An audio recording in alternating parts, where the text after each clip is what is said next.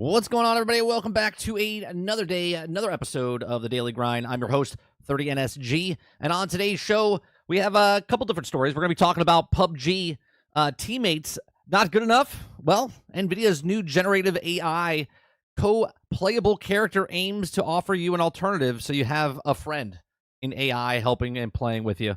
We have GeForce Now PC gaming in the cloud goes everywhere with the new device and AAA games on GeForce Now. So we'll talk about that. We're going to talk about GameStop is silently shutting down more U.S. stores. So we'll talk about that as well. And then we have a video that we're going to watch, which is Asmongold reacting to Hero High, which is talking about Concord players are very mad about Marvel Rivals. And then we'll talk about Marvel Rivals a little bit. Yesterday, Jason said that there's going to be two characters dropping in the beginning of the day, beginning of the season, and two characters over in the mid-season. And I said, where is that? Is it official? It wasn't official then. So I said, would you like to, put a little wager, friendly wager up as far as will the four come at day one or will it be 2 and 2? Well, he was correct. It came out last night around, I think about 9 o'clock, 8 o'clock, 9 o'clock or something like that. So I have to give 5 gifted memberships, which I did last night during the Indiana Jones playthrough. We finished out the game last night. Fantastic game. We did a whole playthrough, so if you guys want to go watch Indiana Jones, if you're not interested in buying it or playing it, you can go watch my playthrough of it. It's a 6-parter. Fantastic game. It's my, again, not game of the year, but it's my game of the year that I played last year that I rolled credits on. Right, so we played quite a few games last year and rolled credits on many of them. It was my favorite game. Like it's a fantastic game. So if you're an Xbox person, it's on Game Pass. I highly recommend playing Indiana Jones. Machine Games, Bethesda did a very, very good job. They made a game and they sold a game, and we completed that game last night. As far as the main story goes, we still have lots and lots to do. So I'll be doing that off stream or whatnot to complete it. Other than that, yeah, highly recommend it. If you're on a PlayStation, it comes out, I think, in February for you guys. Highly recommend playing Indiana Jones. So what's going on, chat? What's going on, Sarge? What's going on, Eclipse? What's going on, Kraken, Water Bear, Robert Jones, Horseman? Good morning. You just watched the Concord video?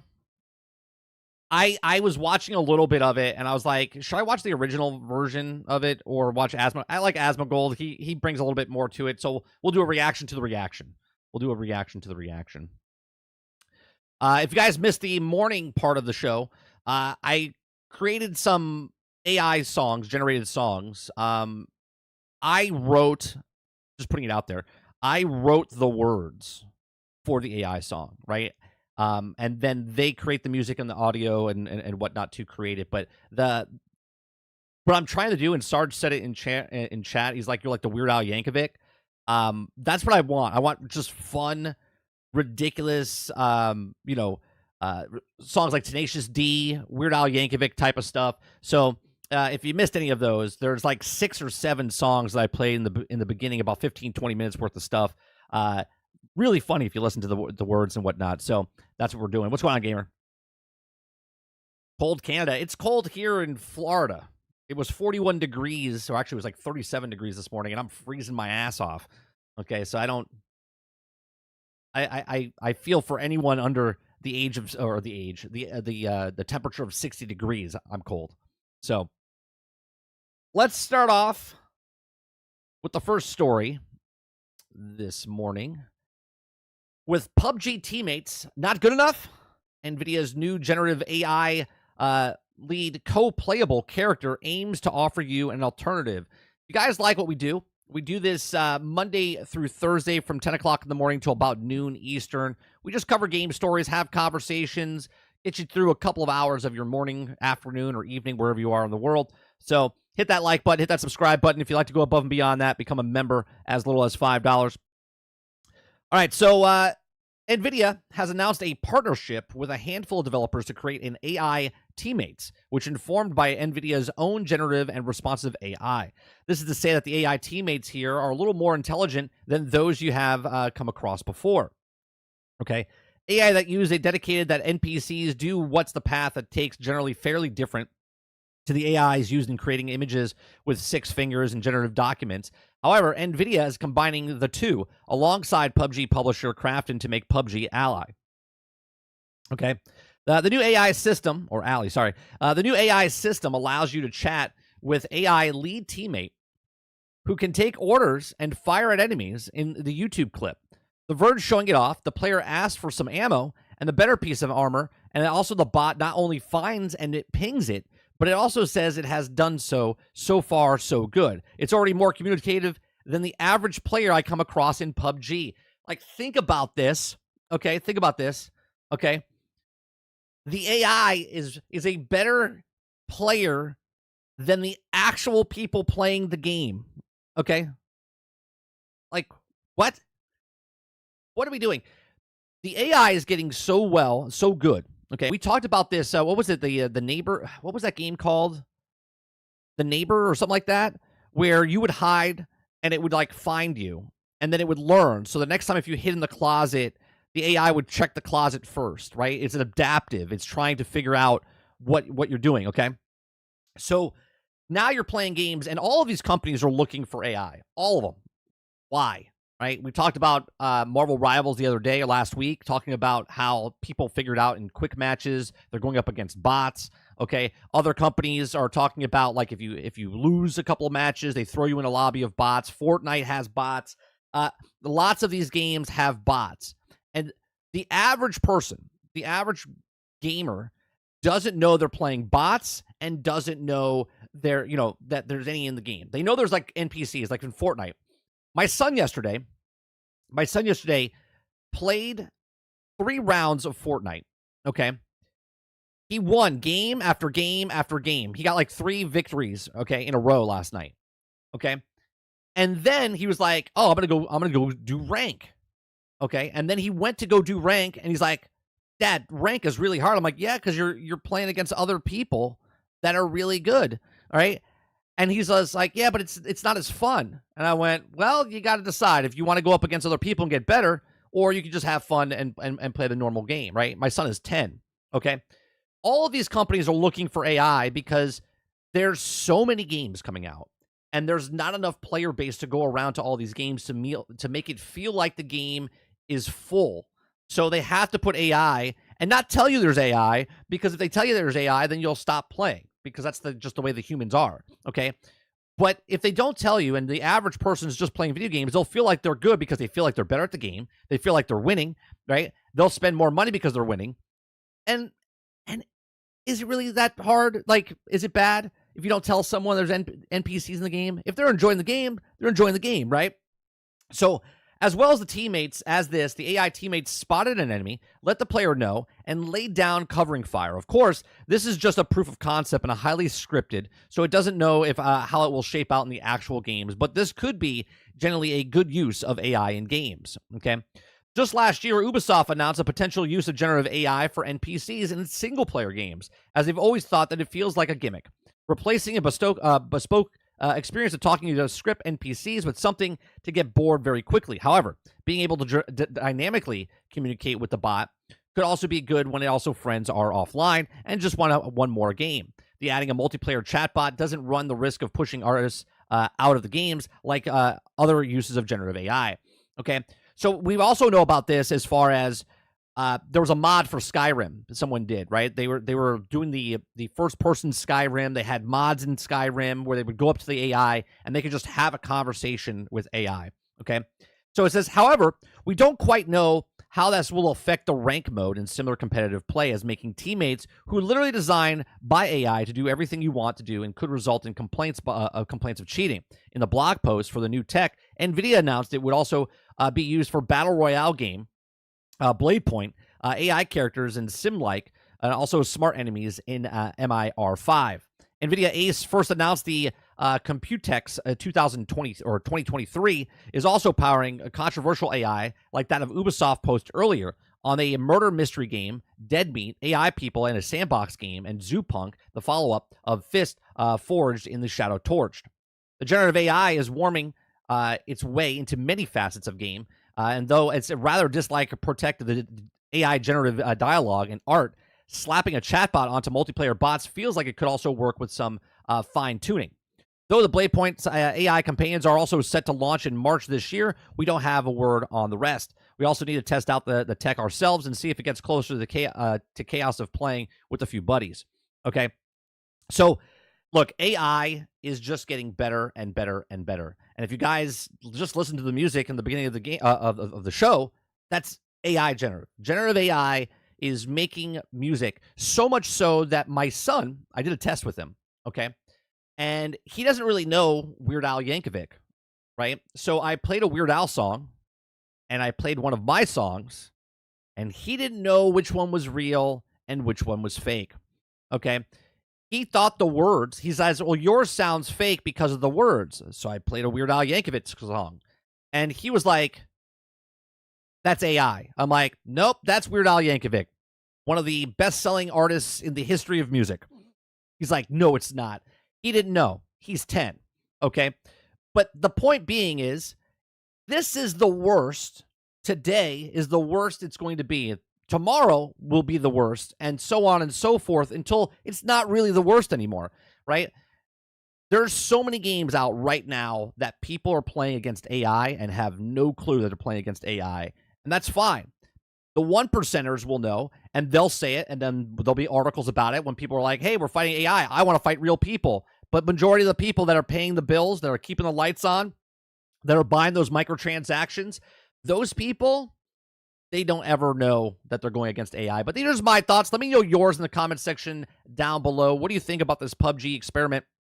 That it's an experiment, right? But it's going to be the actual, like, the thing that happens in not just this game, but many other games as well, where your AI teammates will be better than the actual teammates that you have.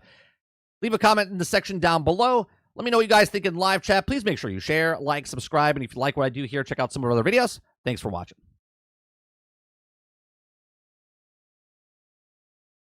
What's going on, Hilly?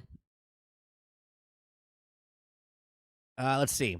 They say the AI doesn't know the location of other players. How's that, Jones? You know what I mean?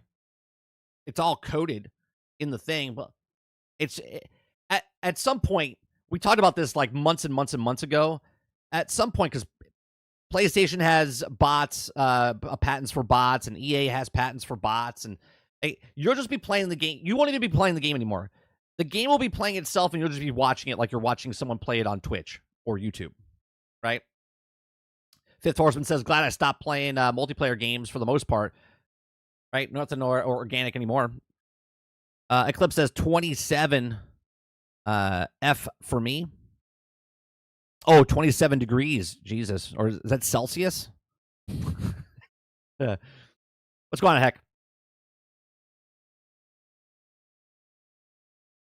Let me see what you guys are saying. Robert Jones says, I agree, but I also would rather than be cool and warm. Preach that, man. This is why I like this time of the year where it's cool. I'm okay. I just put an extra shirt on, put a sweater on. I'm good. Water Bear says, PUBG still a thing. It sure is. Sure is. Still one of the popular games out there. Basically a testing ground for a new innovative to be bought to different games similar to Fortnite. They're all doing it. They're all doing it, Water. Oh, for sure. Fortnite's definitely a testing ground. This is terrible for multiplayer games. Is it, though?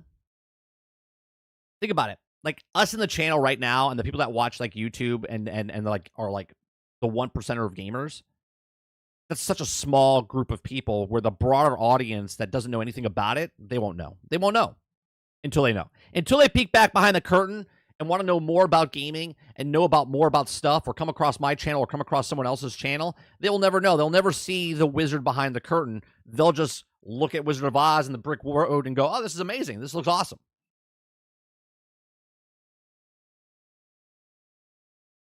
Heck says, hey, people did want more PvE. Well, there you go. Robert Jones says the bots know which is why the AI teammate is supposed to be different. Ellie says, I thought the bots in Halo Infinite were great. Had 4 different settings. Was able to make the game for my kiddos at each of the levels. Look, I'm okay as long as you know you're going in, Hilly, personally, right? Like, I understand there's bots in certain games. I mean, me and Sarge do co-op stuff, and we go into games going up against bots, and some bots, like in Battlefront 2, they're good, right? The AI is good. When you're playing Marvel Rivals and you're practicing against AI and you put it up to normal, right? Or even sometimes easy, right? They're good. They push. You don't even know. You have to scratch your head and go, wait, is that an AI or is that not an AI? And this is just going to get better and better and better, right? I'm okay going up against bots as long as I opt in and know that I'm playing bots. When you're sneaking it behind me and you're pretending that I'm going against real people, like in a battle royale, but I'm really not, and I'm getting win after win, you're giving me false sense of security where I'm like, yeah, I am doing a good job. I am really good at this game, but you're really not. You're really not. X says, is why I like DMZ. In the beginning, it was PvP and PvE mixed together, but I also know what was a bot. Right. Remember Fortnite, they started putting bots in and they denied it. There's no bots. There's no bots. But now there's bots. There's bots all over the place. Right? A lobby of 100 people, you might be in the lobby with 30 people. Waterbear says 30. I just got a message from PC Gamer that said that the Microsoft is investing 80 billion in the AI this year with no sign of the machine learning spending spree stalling just yet. Robert Jones says peak AI is when AI is good without cheating. Kylo says, according to NVIDIA last night, the new 5070s will have 4090 performance and $550 due to their new AI upscaling DLSS. Just hope it works well. The performance is true. Well, here's the thing about those things. You ain't getting those graphics cards for $550. Scalpers are picking those that shit up.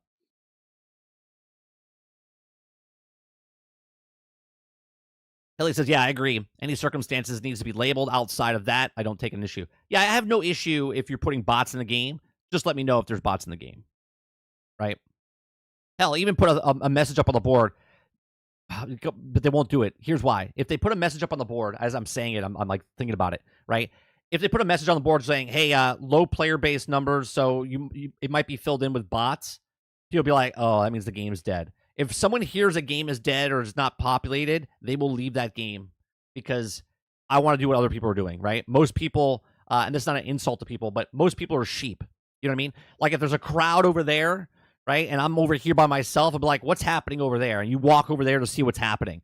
That type of thing, like a street performer type of thing. Where there's a street performer, there's a crowd. People want to know what the crowd is, so you start walking towards the crowd, right? That's what it is. Soon as people start walking away, they're like, oh, they're walking away, I'll walk away too, right? That's how just humans are in nature. We want to be around other people, but we actually don't want to interact with people, but we want to play with other people. You know what I mean? What's going on, Argus?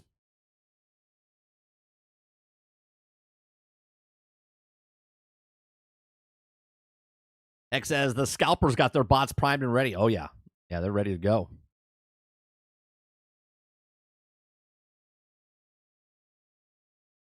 Let's see. Waterbear says trying to get the 5090 at release is going to be crazy. It's going to be like any other time you try to get a graphics card. Yeah, Clips. But it's just like we are. You know what I mean? Yeah, no, Argus, it's not about that caring about it. All I'm saying is if you don't know that you're going... Who's to say that every battle royale you go into, there's only 5 people in the match that are actual people and everybody else is bots? And it gets down to the last 5 and maybe one of them died. So now you have 4 real people at the very end. In the bigger grand scheme of things, it doesn't really matter because you killed a whole bunch of guys and you don't know if they're real or fake. You just feel good that you got your number up. You're like, oh, I got 10 kills, right? I got really cool gear. And then I'm in the final circle, and then you have a 1 in 4 chance of winning, right? Type of thing. Sometimes you go up against bots because other people die against each other. They die in the zone. It's just false, right? It's just false pretense of you're really not that good. But do you care, right? My son last night literally had that experience. He won, went to go play ranked match, got his ass kicked, and he's like, this is a lot harder. I was like, yeah, you're going up against a lot of good people. He doesn't know there's bots. I'm not going to tell him there's bots. Okay. I'm going to let him play and try to figure it out. He understands that certain bots are in the game, but he doesn't know if the majority of people in that game are bots. But that's how it is, because that keeps the player base up. They feel better about themselves, so they're more likely to spend money or a battle pass or whatnot. Argus says, you aren't going to see a slowdown in AI investment. AI will be used to replace employees and cost nothing. Employees are the biggest expense at the company, and they will not stop investing in it. Oh, absolutely. Yeah, everyone's jobs in problems right now. Again, the music I made, okay, took money out of people's pockets. A band, a studio, a vocalist, right? All gone. I can make my music at my fingertips with words and then insert into program, right? It's amazing. It's amazing. And again, this is the worst it's going to be. Argus says, I think it leads to a better all-game experience than not having bots, to be honest. You think it leads to better gaming experience with bots than with actual people?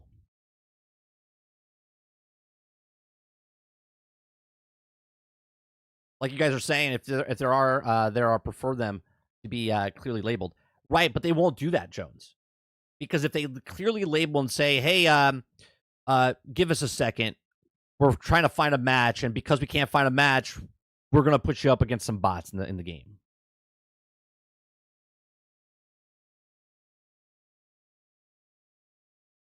Argus says all around game experience with bots than just to have an absence. But then why have a multiplayer game if you're just going up against bots? You see what I'm saying? So you're okay as long as you put the blinders on and you don't know there's bots and you're having a better experience. You're okay playing a PvP game, but you're not really going up against actual people. You're just going up against all bots.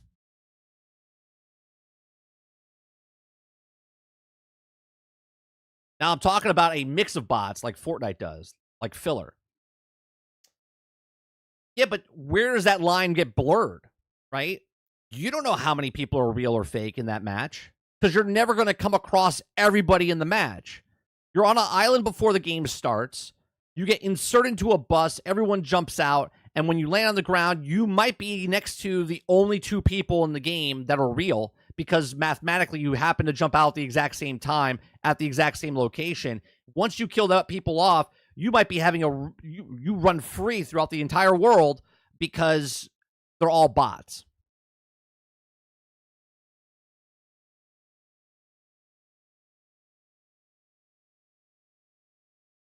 Now see, you guys have been conditioned to be okay with it, which is fine, but that's exactly why they put the bots in the game, right? Argus is saying it depends on PvP game and it feels fine in Fortnite, okay? Eclipse is saying, yeah, I kind of agree with you, Argus, because I would probably never get a win in Fortnite if there was real people. I'm old. And you see the crux of the whole thing is that they put it in, and if they told you there's bots, you would feel bad about yourself that you're going up against things, but you're like, well, I can get a win. And when you get a win, it's the waiting in line to a roller coaster.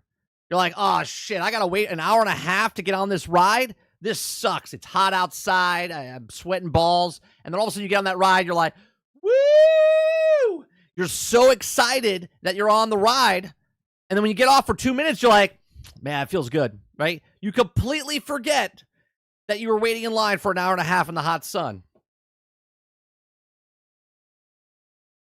Horseman says, I'd rather get shit on constantly than play against bots. Really rusty. It takes me about 2 months to get good.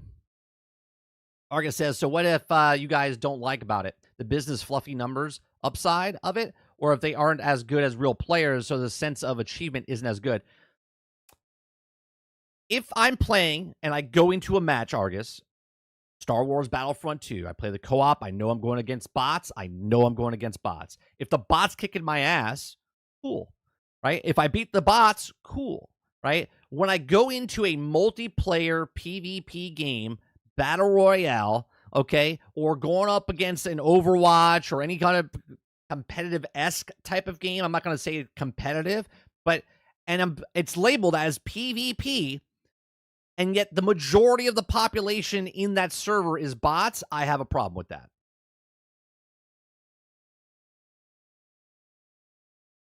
Robert Jones says formula has become boring. Loot up against a bot for 10 minutes and then fight real people in the final circle. Right. That is literally, there's no difference with the guy in the bot lobby that you're playing up against, or a guy that has a the badass weapon that's mowing you down, and he puts you in a room with noobs, so you're destroying, and then they see it and go, "Oh, I want that gun." It's the exact same thing, right? It's the exact same thing. Krebsy says, "I'd rather deal with the bots than $20 cosmetics." But the bots already have the $20 cosmetics, Krebsy. That's the biggest marketing tool they have. How many times you play Fortnite? I don't know if you play Fortnite. I go into Fortnite, and there's bots with the brand new skins on that just came out. They could be real, but we know they're fake. That's the biggest billboard that there is.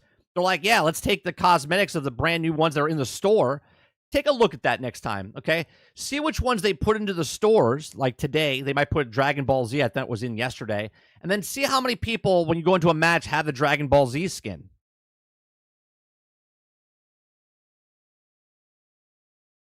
Kylo says, I wish I played bots sometimes in COD. All I get is sweats and pubs. But do you see the mentality? And I talk about this all the time, Kylo. Most people want to play, but they don't want to compete, right? They want to play PvP, but they want to win. They want to win, but you don't want to sweat. It's like, you just want to win. Everyone wants to win. Nobody wants to lose. And this is the best balance. They're like, yeah, go against bots. You'll win. We win. The customers, right? The customers are winning, like physically winning. Okay. You feel good about yourself. And the company feels good because they're like, yeah, people are playing. They're spending money because they like it. Argus says, I would say this. I get the side that doesn't like it. And I don't think bots are great in every PvP game. Think about that sentence right there. Right? I don't think bots are great in every PvP game. Bots shouldn't be in a PvP game. Player versus player. With randoms and quick play, I find it more okay with bots and COD lobbies. PvP. Player versus player, not player versus bot.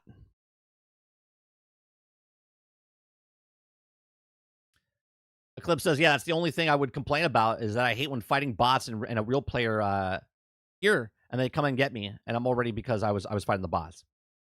Yeah. But that's the deciding factor. That's what whittles down the real player base, right?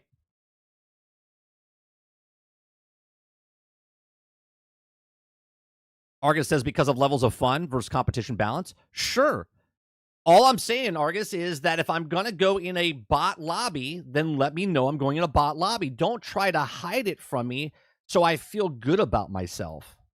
Do you see what I'm saying? If I go into a PvP game, I'm actively going into a PvP game because I know it's PvP and I want to go up against other people because I want to see my skill versus their skill. Okay? But if I'm wrecking face and I feel good about myself and I'm like, I know I'm not that good, but yet I'm wrecking face and winning one a game after another, it feels a little like I'm being lied to. Because I am being lied to.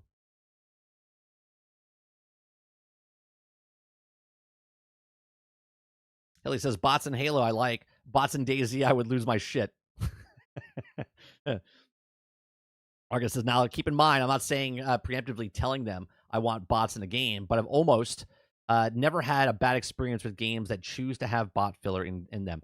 Oh, no, I get what you're saying. I get what you're saying. What I'm saying is that if you're going to go in a PvP game, like, for instance, we had this conversation the other day in Marvel Rivals, competitive versus quick match, okay? If you want the teamwork in competitive but don't want to play competitive, your answer is to go to competitive, not to change quick match into competitive, right?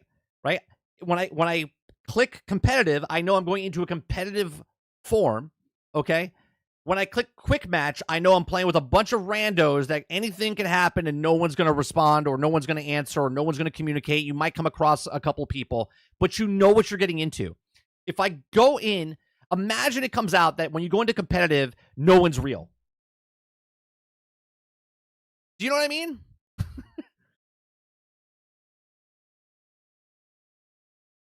PvE means player versus environment, player versus bots, okay? PvP means player versus player, and yet you guys are okay with player versus player being player versus environment.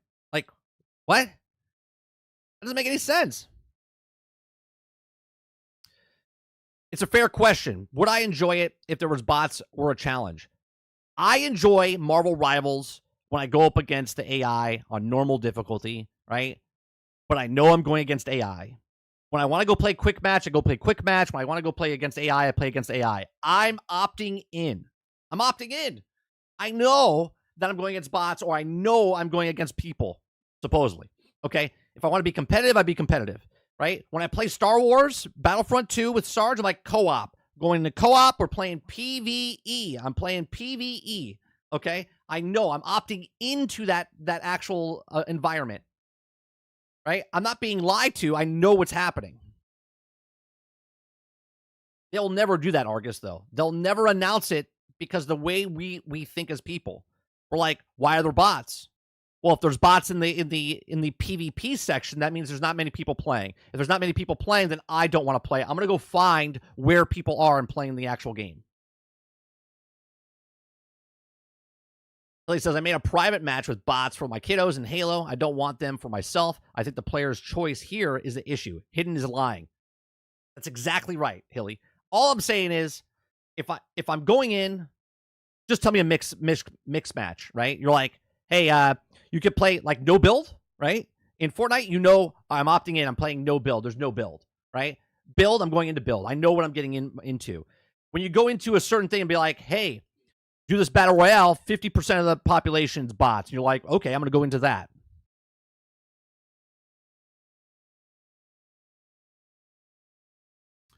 If it got to that point, though, the game would be dead, though. But that is the question, House. A lot of these companies are using AI bots in their game. So is the population as big as they're saying, or do they just kind of fog it and an illusion of it's more popular than it is? Come on, Jason. Jason, I paid the 5 gifted memberships last night during Indiana Jones, the thing that we talked about yesterday. You were correct, even though it wasn't official. It wasn't official until last night around 8 or 9 o'clock p.m. So Roadkill won the bet last night, and I paid the 5 gifted memberships last night in the Indiana Jones stream. He says, I'm not a PvP. Is a lie with the bots. Sometimes I might want to kill the bots with a beer. Let me choose opt in. Exactly right. Just let me opt in. Let me opt into what I want to do. I want to play. Just like when we play Star Wars Battlefront 2, I'm like, sorry, do you want to go against real people? Or do you want to go against bots?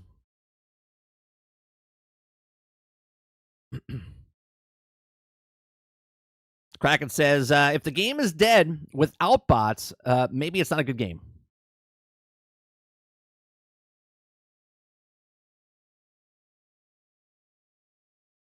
If they need to add bots to PvP, let the game die. Well, they can't because there's a whole business section after that. You know what I mean? Hilly, member for 12 months. Thank you very much for the 12-month support. It says a whole year. Now you have to try DayZ. It's the law. Is it? You know what? I will opt out and let the bot take my position for me in DayZ. Hilly, I played DayZ years ago with Brainchild. Me and him played DayZ. We played PUBG. We played a bunch of different ones back in the day. Krebsy says, fundamentally, the gaming is supposed to be smoke and mirrors, Wizard of Oz type of stuff that gets you escape reality. If you see bots, Oz, your immersion is broken. It's exactly right, Krebsy. And that's what I'm saying. Last night, I think my son was close because he won the Battle Royale 3 times in a row, super quick. Came in, he was so excited. It was the first time it's ever happened. He felt so confident that he went to rank and then got his ass kicked. And then he went right back to the regular one.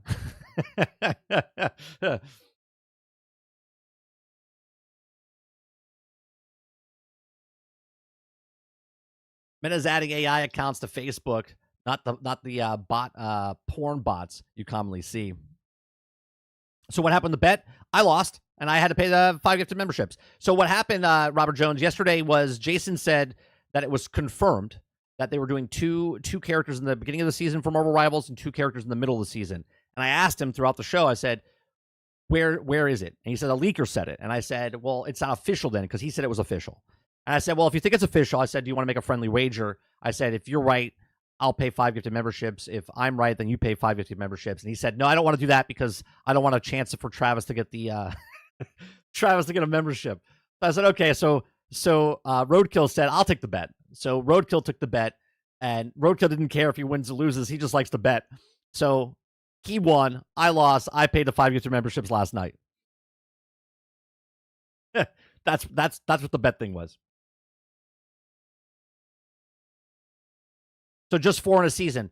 Well, I don't know if it's just 4 in a season, but they said that the Fantastic Four, 2 there and 2 in the midseason, they might have a surprise or something. But as of right now, officially, yeah, 4 for the entire season, which is 3 more than anyone else has ever done.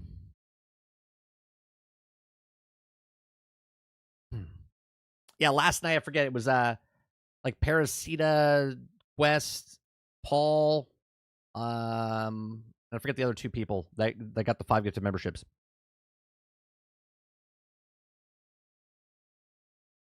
All right. Let's go to story number 2. Speaking of NVIDIA. Okay. Well, PC gaming in the cloud goes everywhere with the new device and AAA games on GeForce Now. Okay. So Steam Deck, Apple's Vision Pro, spatial computers, MetaQuest 3, 3S, and Pico mixed reality devices get expansive GeForce Now support. Plus Doom, The Dark Ages, Avowed join the cloud as GeForce RTX-powered data centers launch in India and also announced at CES. Okay, let me make this nice and big for you guys and for me.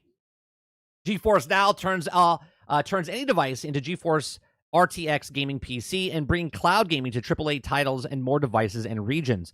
Announced today at CES trade show, the gamers will soon be able to play titles from their Steam Deck or Stream library on GeForce RTX quality with the launch of native GeForce Now app for Steam Deck.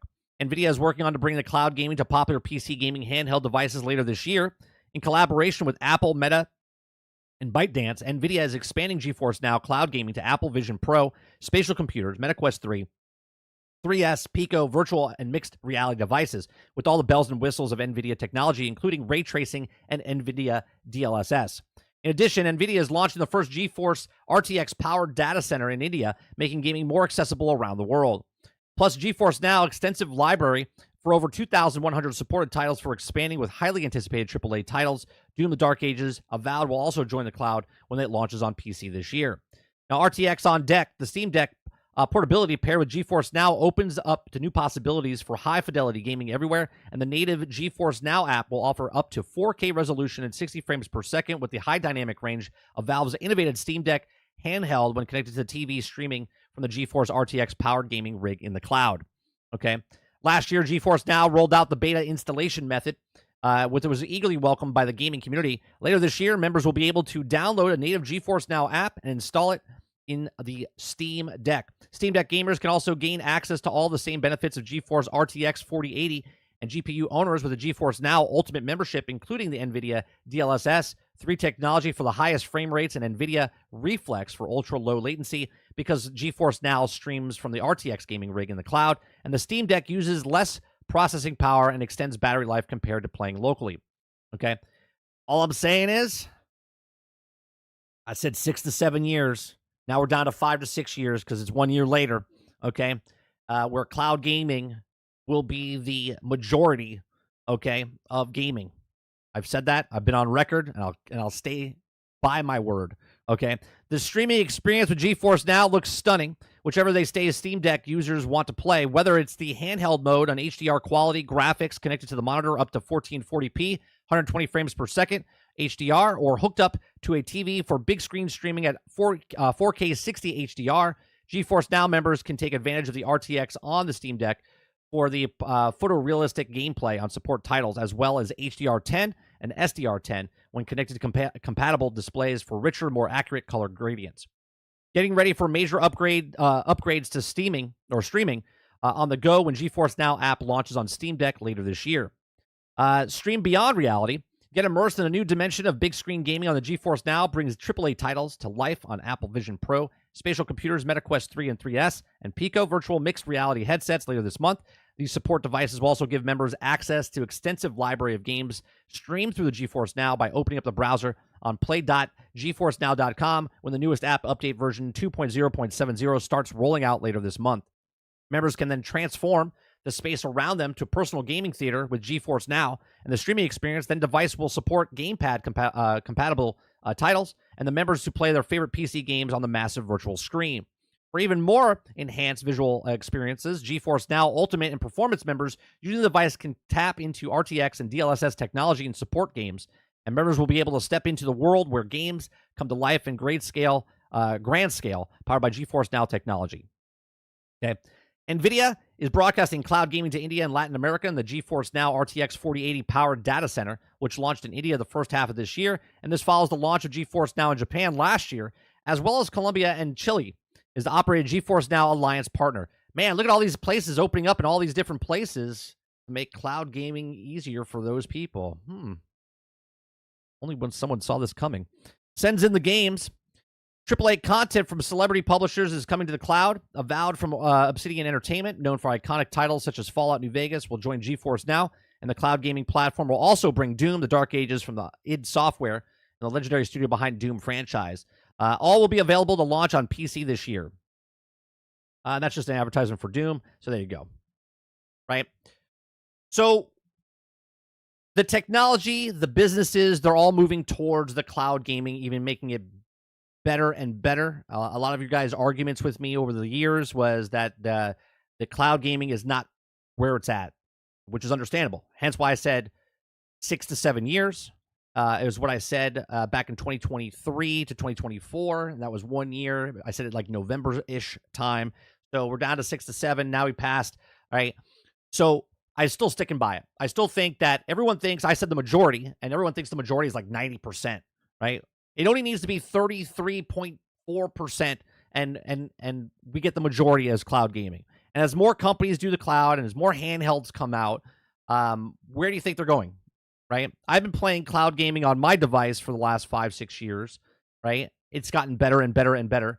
And just like I said earlier in the show, this is the worst that the bots will be. This is the worst that the AI music will be, right? This is the worst that all this AI stuff will be at this moment, and it's only going to get better and better. Real quick, I missed your sub or re-membership, Risque. 23 months went by quick. Thank you very much for the continued support. I can't believe it's been 23 months. That's nuts. It's actually been 24. You can have up to 24. I think the top people on my stream are at 24 because we got partnered in January of 2023. So, which is really cool. We got partnered in 3 months with this channel. So, let me see what you guys are talking about here. Argus says GeForce Now, is that the guy when it comes to cloud PC streaming? Clip says, yeah, it doesn't think it's going to be more than 4 because it's going to be 7 more weeks after the last 2 drop. So I think they're going to have at least 1 more, which will be Blade. Oh, you're talking about the Marvel Rivals crowd drop or the character drop. Brad said, did you see the video where the guy made a half-ass version of MODOK and looked better than the multi-million-dollar movie version? I did not. I did not see that. Friday, if you put that in our Discord, or someone, if you find that, put it in the Discord and I'll bring it up on screen. We're not going to talk about the new GPUs. You can go nerd out on their sites and stuff like that. Water Bear says, streaming costs so goddamn much, though, especially if you want high-quality streams on multiple devices. It's the same household at the same time. Well, Water, there's people paying for 15 goddamn streaming services, and they don't watch any of them. You know what I mean? Jason says, Mr. Fantastic looks so good. He does. I saw the gameplay of him, Jason. It looks really good. X says, that's why Valve should call it steaming. Yeah. Argus says, I have the Steam Deck and the Steam Deck and the Steam Deck dock, so I'm already. Waterbear says, I guess it'll be cool for the big screen living room gaming. That way you don't have to hook up your PC in the living room. Well, there's a video I actually want to show you from CES. There's there's a device that someone made that's basically going to fix all of that. Water Bear. Let's see. Kripsy says, was it known Adamfall will be on Game Pass?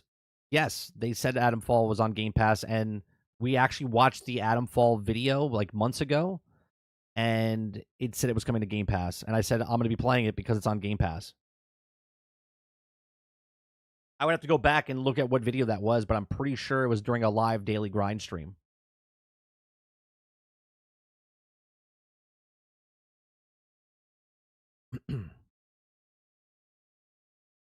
Eclipse says 15. It's been over a year. Crazy. Thank you very much for the support. Yeah, it's been over a year. Eclipse, it feels like you've been here a lot longer than you have been here. I don't know why, right? Maybe it's because Brainchild and then Brain Eclipse. I mean, two different people, but I don't know. It seems like you've been in the community a lot longer than it's been in the 15 months. Waterbear says Adamfall, is that the game that looks like Fallout, right? Yeah, that was the British Fallout that we watched.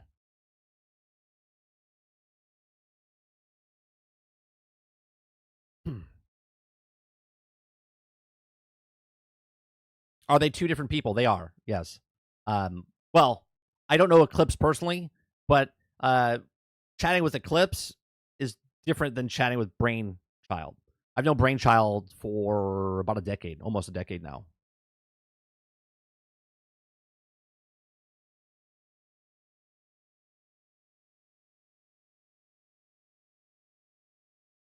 All right. We got PUBG. We got GeForce now. Lots of GeForce stuff. We got GameStop news here.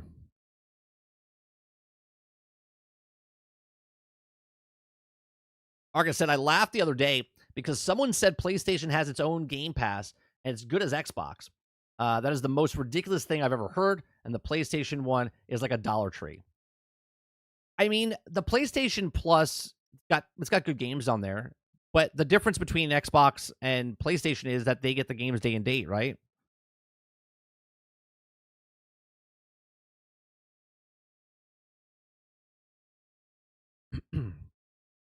Krabby says they need to announce that fucking Xbox Direct.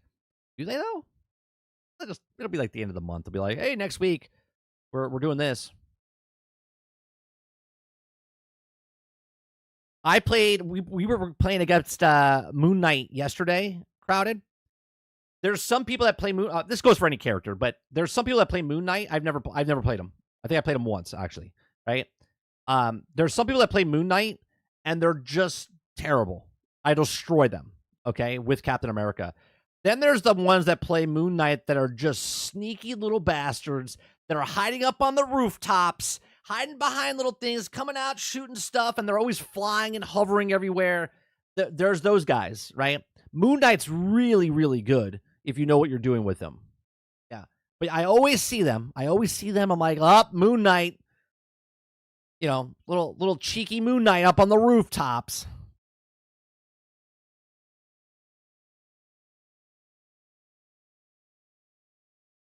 Hex says Moon Knight is a super dope, really strong character that stacks tons of damage. Oh, yeah. Yeah. Here's a crazy thing. I didn't even realize this last night. I was like, where did I get killed from? Because I was Iron Man, right? We were playing with a full squad, and I was hiding behind a pillar, and he barely saw me, but I hid behind the pillar, and he wasn't even shooting at me. He was shooting behind me, and it was ricocheting off the back wall and then hitting me and killed me. And I was just like, what in the world? When I saw the instant replay, I was like, I did not know that you could do that. Yeah, Moon Knight's a pain in my ass sometimes when you get the right people. I'm maining Captain America, and I will not get the most kills, and I will not get, I don't do a lot. I take a lot of fucking damage. Yesterday I had a game of 37, I think it was 37,000 damage I took as Captain America. Okay. I love being an annoyance. I can hold a point by myself against 5 people, just bouncing off and doing all the stuff I can do to give my teammates time to get back, or I'll be an annoyance and just sit back and then start picking people off. I'm loving Cap, man. I'm loving Cap. I've been playing him the most. Argus says Moon Knight's fun to play. He's annoying to play against if the person's good. Oh, yeah.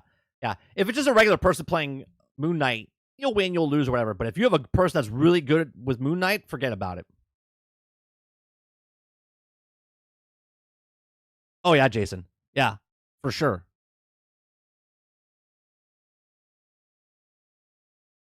Hex says, I'm making a point to learn Adam Warlock now. It's in charge attack. He's like a freaking shotgun. Cap is getting a buff up, if I'm not mistaken. Yeah, he is. I don't know what they're buffing him. I think his movement is what they're buffing, if I'm not mistaken.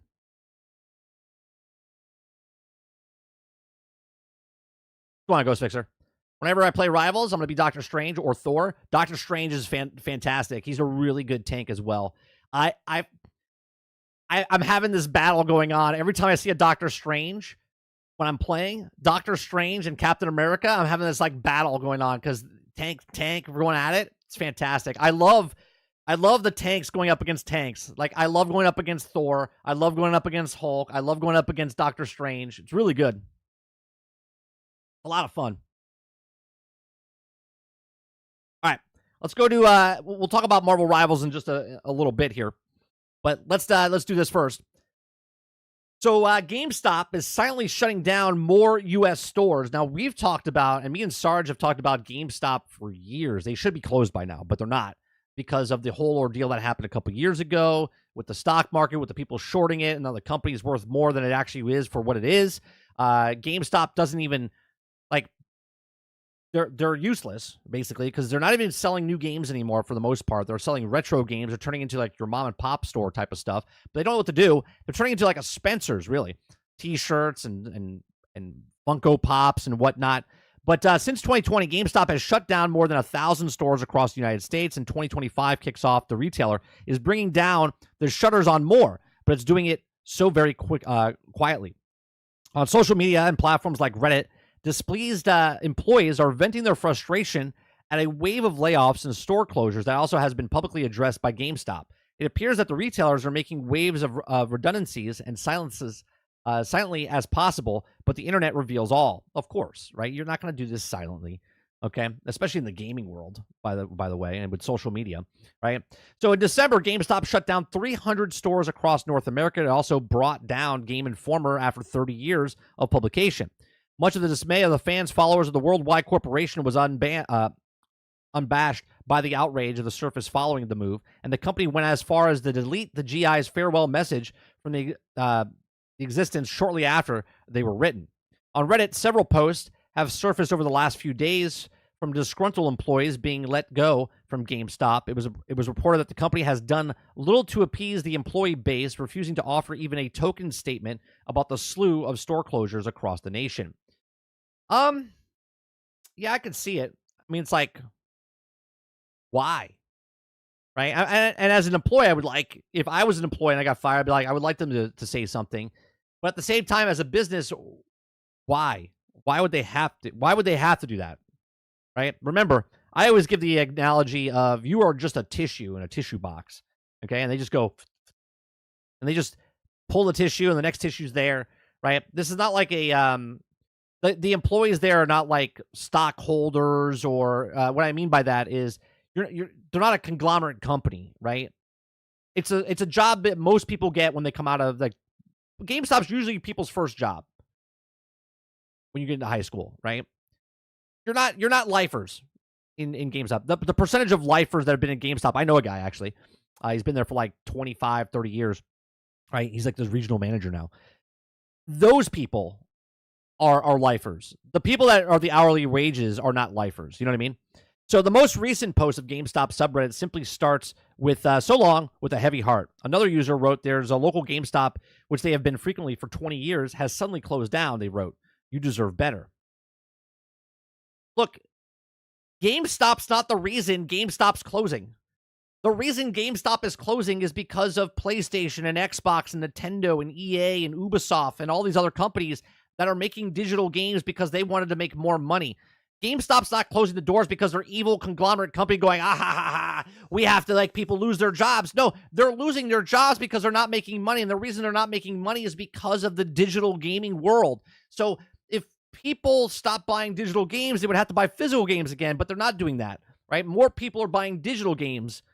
That's why they're losing jobs. That's why they're closing the stores. Like, what? People have to react and do and adapt to stuff. They can't just sit there and go, "Oh well, I really like Tim working behind the counter. Sorry, Tim." Right? GameStop is the bad guy because they're made to be the bad guy when they're firing people or closing stores down. The bad guys are the gaming industry making digital games so they can make more money. And they're making more money by double dipping, triple dipping, quadruple dipping, because not only are they charging more money for the games, but they're also charging more money for a digital product, which then has battle passes or season passes or any other kind of pass. And that's why GameStop's closing. That's why Best Buy's gaming section is like a shelf now. This is why Target, there's barely any games on the shelf. That has nothing to do with GameStop. Okay. In a report to the PSLS, confirmed that employees are being offered severance packages and transfers, but the former is only open to full-time employees like managers. Yeah, lifers, right? People that are actually making a livable wage, sort of. Okay. If you're part-time, a GameStop employee, you transfer or bust. Given the way that the company's going, there won't be many stores left to transfer to. And here's another statement I've always said. No matter what job you have, make sure you're doing your best goddamn job there is so you're irreplaceable, right? Because if you're just some schlub that shows up and is always on your phone and don't care and say hi to people when they come through the door, you're going to be the first to go, and no one's going to care when you lose your job because they're not going to transfer you. They're not going to give you any respect whatsoever. They're just the tissue, and I'll see you guys in the next one, right? So has your local GameStop shut down without warning? And let us know on the Inside Gamer forum. Let me know, has a GameStop closed in the comment section down below by you guys or in the live chat right now? And when's the last time you guys went to GameStop? Okay. If you're upset about GameStop closing, when's the last time you went and purchased a game from GameStop? Okay. I bet there's not many of you. I'm pretty sure most of you are playing and buying digitally on your Xbox or PlayStation, right? If you're on PC, you're not going to GameStop, right? But what's going to happen here, right? GameStop has to trim the fat. They have stores that no one's going to, so they have to start consolidating stuff. There's a lot of inventory they have to move and put to other stores, or they sell them in bulk and they take them to other places. They go to the bargain bin, whatever. And there's a lot of stuff. You can't have that many Funko Pop characters. I mean, even Funko Pop was putting Funko Pops in the desert into a hole. Okay, millions and millions of dollars because they couldn't move the product. Okay, so let me know what you guys think about GameStop in the comment section down below or in the live chat. Please make sure you share, like, subscribe, and if you like it, hit the or if you'd like to go above and beyond that, become a member as little as $5. Appreciate you very much. See you guys in the next one.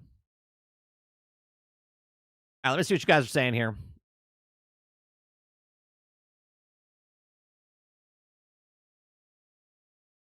All right. More secret digital age. That time is over. Crowded says, say something where I'm sure that they gave you a letter and hopefully severance. Only for managers, I would assume, which they said in the article.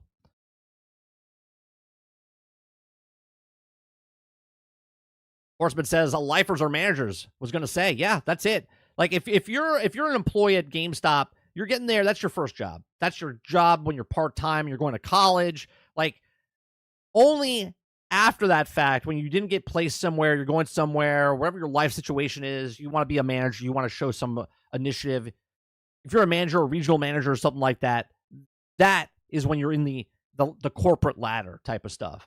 If you're just an hourly employee, they don't give two shits about you. They don't even give you a shit about you if you're the manager, let's be honest. Right? And that's why they have the key holders that we learned about a couple weeks ago or months ago when we showed that video, right? The key holders are basically a waiting pattern to see if any manager leaves or funnels down, right? But a lot of people that work at GameStop and other corporations don't understand the hierarchy of what it does, right? It's a triangle. It's like this, right? So if you have all the employees down here, then you have the key holders, then you have the managers, then you have the the regional managers, then you have the corporate, right? It's less and less jobs in the corporate world. So you have to have a bunch of people that you have where if the tissue is out, there's another tissue to pull. So if a regional manager leaves, you move up a manager for one of the stores into that area, and so on and so forth.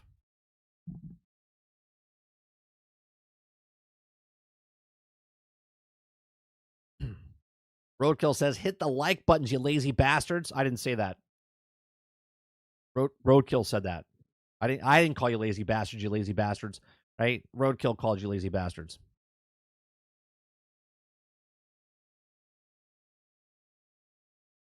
Argus says GameStop is hanging on by a thread. They're doing Pokemon cards grading, and so they're trying to stay relevant in hot current trends. Also, will die. They're going to have to adapt more. I mean, they're worth $8 billion, though. The company is worth $8 billion. GameStop will be just known as an entity, no longer of a shop in a couple years. Horseman says the manager's job doesn't seem like a lot of work. I wouldn't be surprised if most of them have second jobs. Oh, for sure.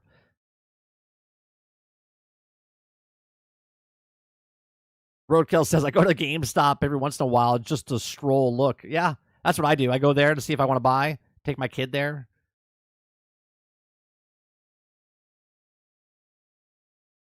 Hex says, I shop at my local store. She's been open 20 years. I was just there yesterday. I picked up Kingdom Come Deliverance. Yeah, that's a mom and pop shop, right? 100% support them. They don't have 15 franchises, going out there.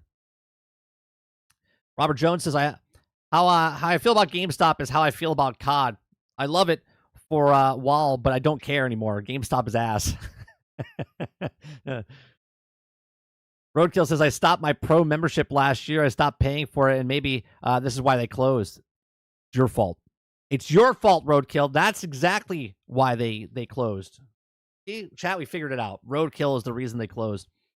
Danny Owen says, I still buy games at GameStop. Not as many as before, but it feels good buying games in the store. I 100% agree with you. I love going in and getting a physical copy of a game, but it's getting harder and harder to do that. Dustin says, I only buy one game last year for Xbox since I don't buy much console games anymore. Let's see. Anybody else? Horseman says, I'm a lazy bastard, but I did hit earlier. Lucas says, every time I go to GameStop, I get depressed, so I stopped going there. I can see it, Lucas. You're like, I'm gonna go to GameStop. I'm gonna see what they get. You walk in there and you're like, hey, welcome to GameStop. You're like, hey, what's going on? And you're like, you look at the wall and you're like, why am I here? Look at all these games. $54. That's on Game Pass. Why would I pay $54 for that? That's on Game Pass. Oh, that's on Humble Bumble. No, I don't need to buy that. That's on Steam. I don't need to get... All right, I'll see you later. Thanks for coming in. All right, see you later. All right, that's what happens when you go to GameStop.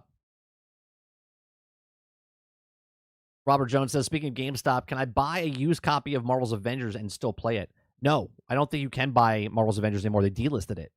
So if you own it, you own it. If you don't, you want a copy, Jones? I got a copy I could sell you. I think you can get it used. I don't think they can sell it new anymore.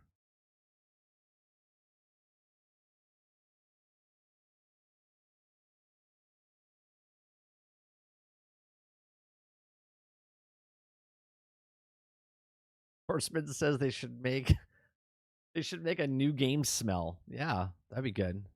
Make a little candle new game.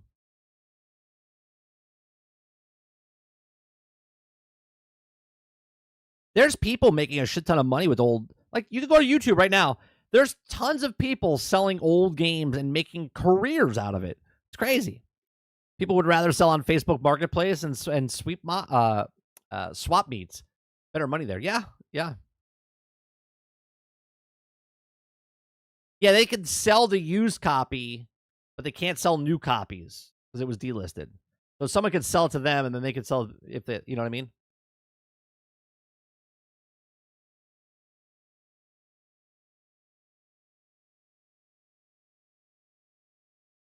Robert Jones says, I only use physical copies for sales for Nintendo products. Look, we gave my my nephew Sonic Generations for Christmas, and when he opened that box up, he was so excited to see the box. So excited to see the box. He's like Sonic Generations! Like, it's like one of those Nintendo things when you see, like, Nintendo, oh my God. He was so excited about Sonic Generations, and he was satisfied for opening the thing and taking the little card. Like, he just loved the box. Now, can you imagine? I was like, I got you Sonic Generations. Where is it? Oh, it's already on your Switch. Just go there. Here, put this code in. Right? He got to open a physical item, and he was ecstatic, man. He was ecstatic.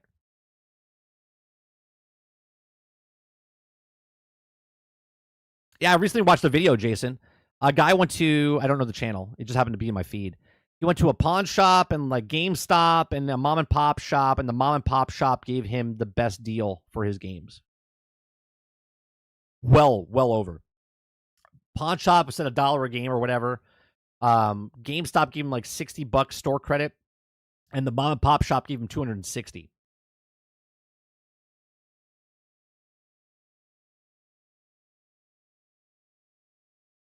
Oh yeah, Jones.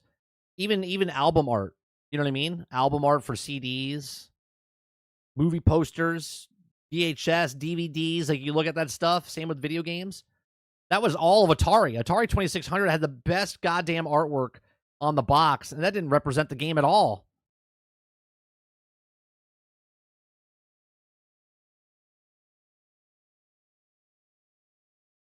Well, Argus, were you here the other day when I told the story?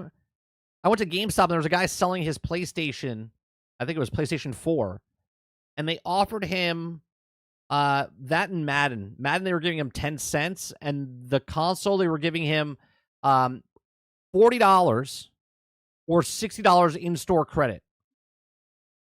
Like, you couldn't even get a game by giving them the system that plays games. Like, that's insane.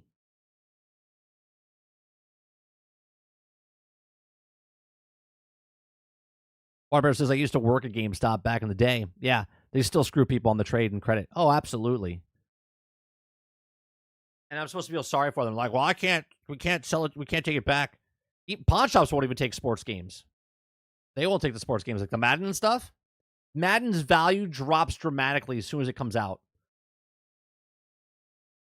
As soon as the year ends, that value is gone. They lose. Just landfills. You're better using them as like deck of cards to build houses with. Maddens are terrible.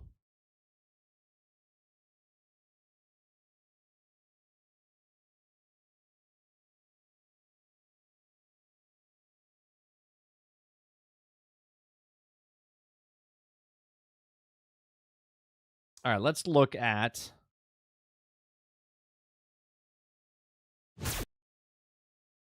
I want to look at... It's a minute and 5. It's some footage of Mr. Fantastic's gameplay here, right?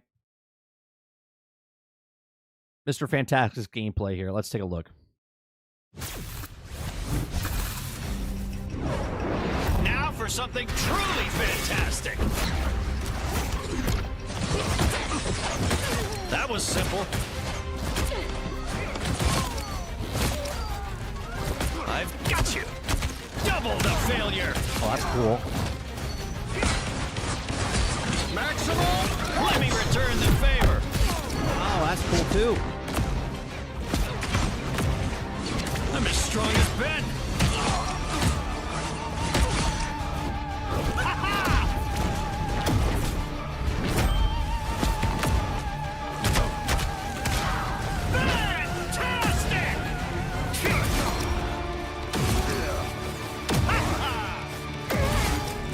How long is that? Arousing How long is that? How many times did he get to hit the ground? success. Okay, let's review this. Okay, let's review this. Okay, so his ability basically is Groot, right? Groot and Venom, okay? Where his fucking arms stretch across the whole fucking map. Okay, so you gotta watch out for him. He tanks it. Let me back up here for a second.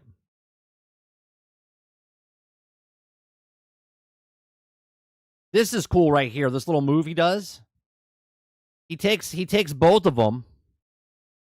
He grabs him. Grabs Cap. And then just picks them both up. Now Cap's dead instantaneously as soon as he hits him. smashes them together.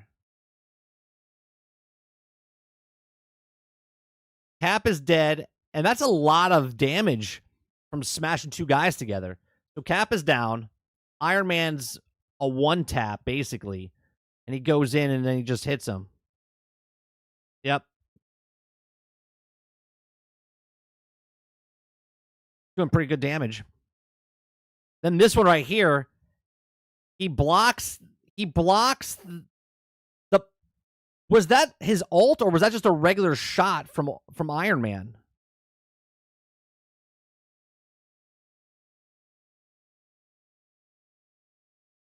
Oh, it's just a regular shot. Then he absorbs it and bounces it back to him. That's awesome. Then there's this one where he like body blows it, takes it, and then starts smashing. And if you notice, it goes through both of them. So he goes through right here, right? Absorbs it. Got the shield. And he shoots through and hits right here and hits both of them.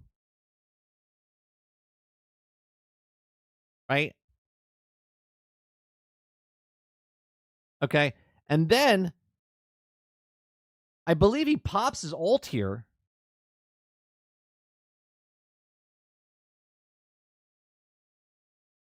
Pulls him in. Yeah. Pops his ult, and he gets 2, 3, 4, 5, 6. 6 hits. Jesus.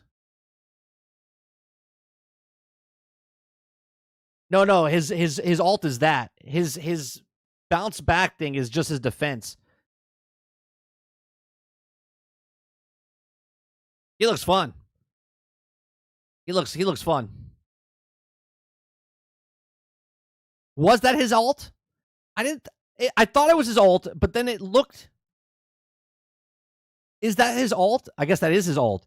He literally absorbed and bounced back his ult back at him.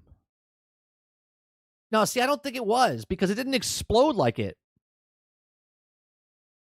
I don't think it's his ult.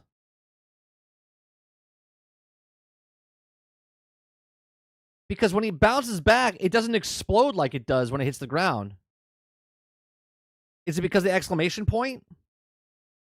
I thought it was his ult, but then when I looked at it, I was like, is it his ult? I guess it is.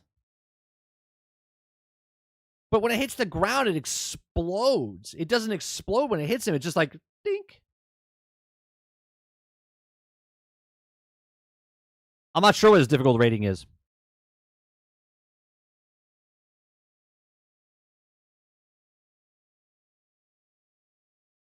It reflects back at less damage? Okay.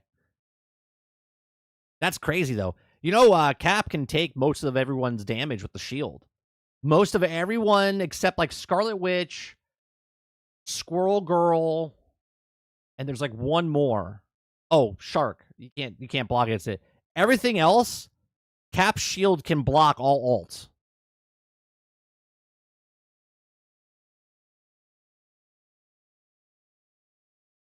Eclipse says, yeah, he hit 6 max, but you had to hit people to keep going. Okay.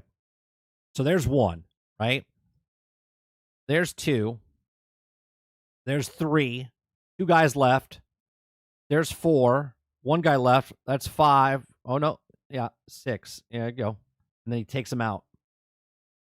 Yeah, he looks fun. And can I say, man, again, I say it 1,000 times. Every time I look at Marvel Rivals, I love the character design. I love the art style of it. Fantastic. And it's Mr. Fantastic.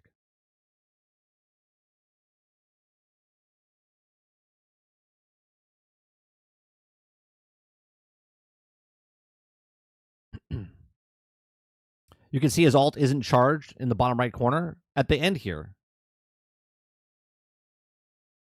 Yeah, he pops it. Oh, I see. You're saying it says it. Oh, no. It's when he slams, he pops it and he hits it 6 times. Yeah.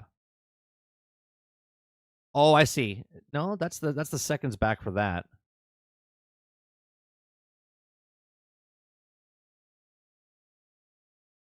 There's a trailer for Invisible Woman 2? All right, let me look at that up.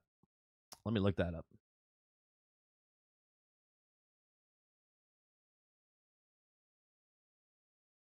All right, let's take a look. Let's take a look at her.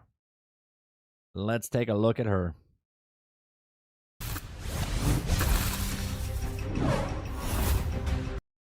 Another great model. Who wants to see She looks fantastic. I'm not trying to be funny there. Like she looks good. something fantastic?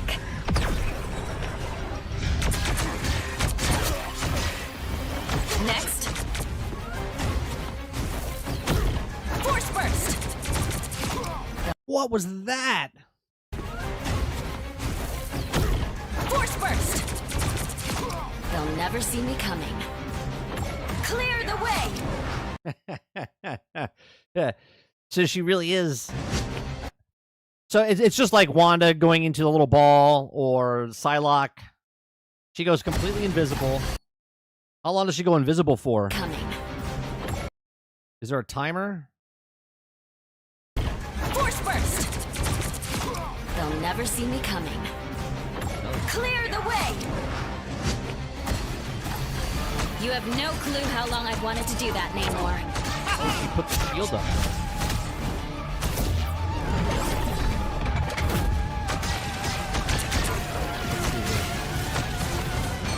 Disappear!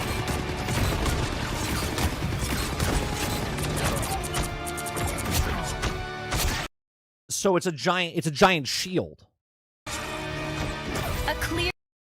Okay. What happens there? Disappear! Her guys. They all go invisible. That's fantastic. That's awesome. The whole team goes invisible. Oh, but he can still hit them though. They're still hitting him. So you can just blindly shoot inside there and get them. A clear winner. All right, let's take a look at this, shall we?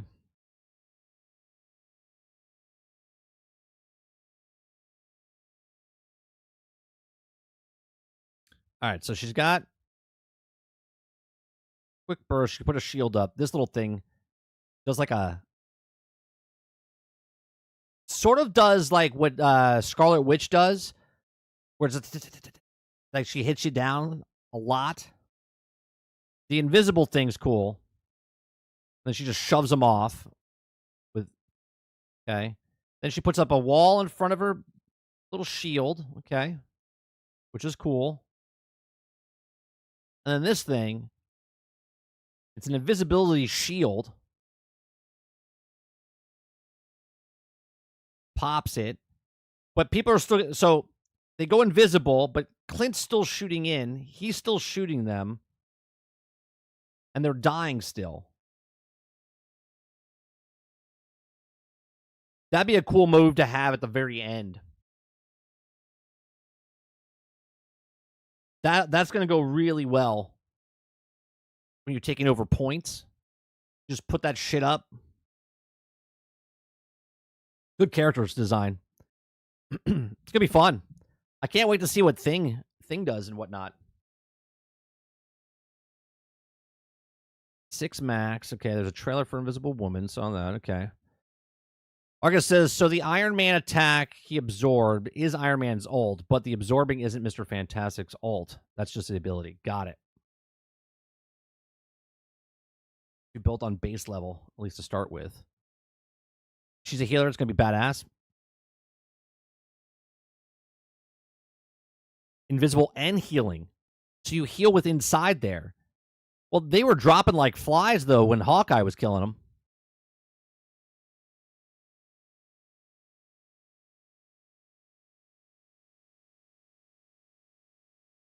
I might play her as a healer. I've been playing Luna Snow a little bit, but I don't really play healers much. I've been playing just Captain America. We're going to be playing tonight, by the way. We're going to be playing tonight 8 p.m. Eastern. So if you guys want to play, come on by. We're going to play some Marvel Rivals tonight. Look, Hawkeye is broke, okay? All I'm saying is when you look at when you look at here, I'll bring it back up. Look at the alt here. Oh wait, that's when you go to her and you look at the ability at the end here.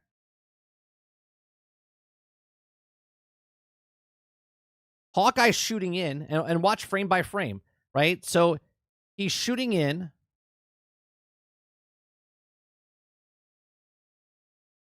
And see, oh, is that their guy? Is that their?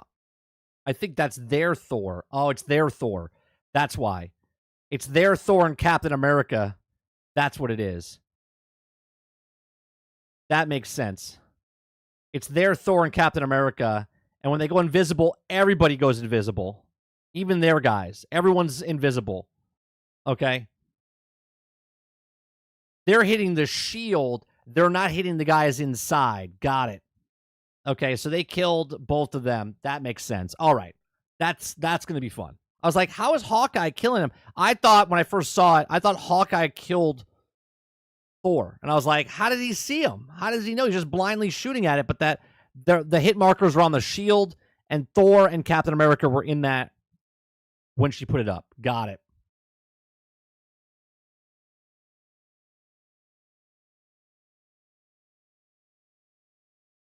Yeah, I thought he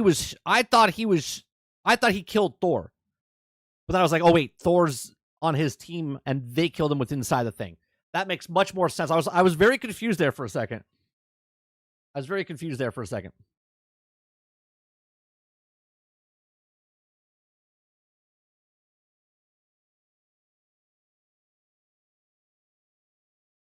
All right, we got that. I want to watch this video of Asmongold, which is reacting to Concord players are mad about Marvel Rivals. This is just entertainment purposes, okay? Just entertainment purposes.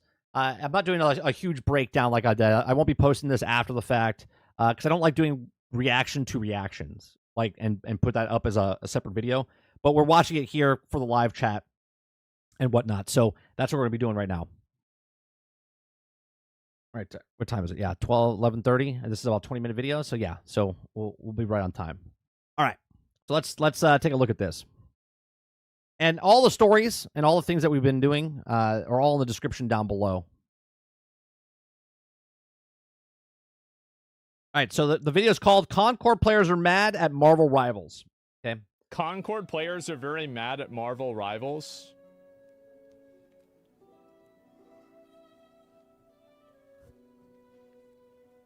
Oh my god. How is this real? How the fuck is this real? What players? Yeah, that's a good question. As you may know, some of the modern... First of all, as he says, what players? What players? How like how is this fucking... It doesn't make any sense. types have been very upset at Marvel Rivals. And I recently saw that Concord players, yet believe it or not, there's actual Concord players that exist. And they're also very upset at Marvel Rivals. Of course, there's probably a crossover between the modern audience types and Concord players. There's not a crossover. If the Venn diagram was put together, it would be a circle. Yeah, there's no Venn diagram. That's it. That's it. There would be what? Like who? Think about this. You're a fan of a game. You're a fan of a game. Okay, I'm not gonna shit on someone that's a fan of a game, but if you're a fan of the game, how delusional are you that you're like, yeah? First of all, are they comparing Concord characters to Marvel characters? We're not even on the same planet. And we'll get to all that in just a minute. Let's start here, though, with a little history. 8 months ago, this post on Our Girl Gamers, titled, "Can we just throw some backlash at Marvel Rivals?" Fat! Oh, fat! You know she's fat! Oh, God. Oh, shit. Oh, Oh no. I've been on the fence so long with Overwatch. Fake comment, by the way. Yeah. I like how she has to put serious tag. She's serious. This is serious matters. Yeah, there it is. You can't say that? No, you're right. You can't. Yeah, guys, we can't say I mean, you can. You can say it. that. We can't say that. It's not. I love how they gave it a Can't serious say it. flair. That just makes Yeah, serious. it more funny. Uh-huh. I've been on the fence so long with Overwatch for years. It has Oh, diverse wow. male body types, and then female characters are copy-paste with a bare handful of diversity. Yeah. And these diverse female characters are given such a little amount of attention in cosmetics. Why that do it's these clear girls complain about all this stupid shit all the time? Oh my god. I feel like anybody that throws these people a bone, like you're totally like, you should never do that. Never do Remind me after this. I'm gonna play you that song that I played in the beginning of the show. The DEI and me. that. they don't care for them. Now I'm watching Marvel Rivals go down the same path. The female characters are all tall, slim, and busty, with a good deal of skin, while the male characters are fully covered, minus Hulk and the Fishman. Namor. It's so clear Yeah. that they only just care for straight The fish man. Well, there's the fish man. She doesn't. I like how she's just being generalistic. Like, now you can, that works for Concord, but it doesn't work for Marvel. Marvel's been around for 85 years. Concord was around for 12 days. Oh god. Like, you could say if there was a fish guy on Concord, you'd be like, yeah, the fish guy. You can't say Namor is the fish man. gamers. At this point, it's just a slap in the Yeah, face. what about Jeff? Oh, maybe she's talking about the fish guy. Maybe she's talking about Jeff. I thought she was talking about Namor. Yeah, what about him? They know. I mean, this is a what about Groot? Yeah, I mean, Groot's not wearing any clothes. Yeah, most of the girls inside Marvel Rivals, they are covered up. Shit. what they're doing. It's disappointing since the MCU did such a good job making women less objectified. Venom, Fans yeah. of the MCU will be playing this game. Very few people read the comics in comparison, making it accurate for them as a joke. Oh my god. I'm sorry. People read the comics in comparison, making it accurate for them as a joke. Oh my gosh, that's got to be one. That statement right there doesn't make any. She completely doesn't understand why people like the comics. We like the comics and we like the accuracy because it's based on the comics. That's exactly why people like it. To say that people, the little people that read comics, yes, there's less people that read the comics, but the people that read back in the day the comics like it because it's comic accurate. One of the most pathetic things I've ever heard. They Wait, need to what? appeal to MCU fans only. Forget the comic fans. Don't make things They accurate. do appeal to MCU fans. They have skins Yeah, they're for the doing different both. characters that match the identity. Like, They're doing both. They're doing it for Marvel fans. Comic, TV show, movies, doesn't matter. you know, for example, they have like a Scarlet Witch skin that looks like Elizabeth Olsen. Which is the whole point of being as broad as they're doing it, right? Someone that doesn't know about Wolverine from the X-Men 97 or from the comic days or from anything like that, but they know about Deadpool and Wolverine, they put Deadpool and Wolverine cosmetic there. But they also made him look like what he did in the comics, right? Like, that's what the skins are for. This is why there's so many characters in the game. This is why there's so many different aspects of people going, oh, I don't want to play the game, but if Nightcrawler comes in the game, all of a sudden I might come play the game. If Cyclops comes in the game, I might play the game. This is why you need to put as many characters in as possible. And maybe someone likes Cyclops from this comic, or maybe they like Nightcrawler from another rendition. Maybe they like the X-Men from Fox, whatever. For Marvel Rivals. It's not even true. Like This is, yeah, wow, what a surprise. The girl that calls Namor Fishman Oh, it was Namor. Okay, so I was correct. doesn't actually know what the fuck she's talking about. What a shock. For them, as if there would even be an MCU without the original comics. And Yeah. they end the post by saying, can we just start making noise on these issues? Can we just start making noise? Why? Like, I don't understand. See, can we just start making noise? Yeah, go ahead and make all the noise you want. You know what? That's also one Like an empty void. of the lamest things I've ever Yeah, heard. so let's start screeching. No, nobody gives a fuck. Nobody cares anymore. Exactly. Nobody cares. Nobody cares anymore. People cared. People pretended to care 5 years ago. Not me. I didn't care back then. I don't care now. It's exhausting now. Can we start making noise on this? Who talks like that? We need to make noise. Can we make noise on this? And what's their Let's be- People, can we make noise on this? We need to get on this. Like, we're all like a bunch of workers at a company. We need to get this together. Like, what do you... Game. We're just trying to have fun. noise bitch and supposed to do cry anyways? and Like, wow, some complain. unhinged people on Reddit are mad. Yeah, I'm sure NetEase is really going to care about that. I feel like I just... Just imagine like them tagging like the fucking Chinese developers and them reading like, what? Yeah, I don't speak English either. I was like, what's he doing? I don't know. Not even think about it.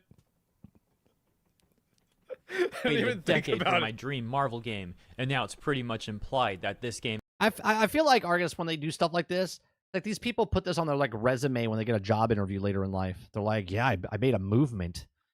I was there was this game called Marvel Rivals, and there was a bunch of cool looking characters in there that I didn't like, and I just wanted to make a word on it, so I had to make noise. That's on my resume. So do I get the job now? It's like, what are you talking about, lady? isn't for me. Karen's Well, yelling that into sounds the like sky. great news for everyone else. Imagine being stuck in a lobby with someone like that. Yeah. The most upvoted comment in that thread says, "Consider my noise added to yours. Just Oh man. Consider my noise added with yours. Man. Jesus Christ. Great. Just tell me where to complain. Like, Like, seriously, bro. is this like, are these Charmeleons that are going to, like, they're all like in their 20s or maybe like 30s, and by the time that they're 40, or what is Charizard's like 36 or something, he evolves. Like, they're 36 or 40, they evolve fully into a Karen. Yeah, and it's then crazy. they start screaming at the barista at Starbucks. Like, this is like they're halfway. Like, these are the girls that used to like cancel. I feel like when they all sit down in a cafe and they go around and they're like, well, what did you do today for activist? Well, I was up against people against chipmunks, and another person's like the dogs that need to wear sweaters, and this person's like, well, I was in the forums of Marvel Rivals and I was telling people that they needed to make the Concord characters more Marvel characters more like Concord characters. Be like, oh, you're so brave. Did you make noise, girl? cancel Minecraft YouTubers whenever they were teenagers. Now they're young adults and they're trying to cancel video games, and then they're gonna become adults and then they're gonna try to get mad. No, really, this is it. They're like Pokemon. tell me where to direct it." Another top comment says, "Yeah, who would have thought that League of Legends did it best? It's so weird. We've had How many AAA fat chicks are in League of Legends? As far as I know, pretty much zero. games with diverse women for ages, and here we are." Would you thought the League of Legends did it best? It's so weird that we've had AAA games with diverse women for ages. There is diverse women in Marvel. I'm confused. Can I also say this? At least these people know what the definition of a woman is. 5 steps backwards from that. What's she And even then people talking would- about? Like, if I go look at... None of these girls are fat.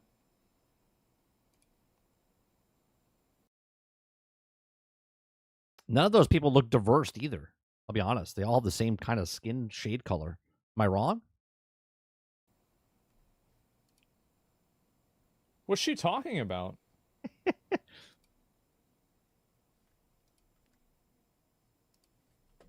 It's not even true. Like, maybe there's one fat one? I don't see a single... It's just total bullshit. argue Yeah. Yeah, I didn't see anything there. about League of Legends also being problematic. So yeah, I just thought that was all pretty funny. Hope you enjoyed that one too. You know, aside from the brain rot stuff. Jesus and now on to more Christ. current posts from only 3 days ago on the subreddit for Concord. The post titled, "Any Concord fans try..." Any Concord fans tried Rivals yet? I'm curious what impressions the fans in Concord have about Marvel Rivals. The fact that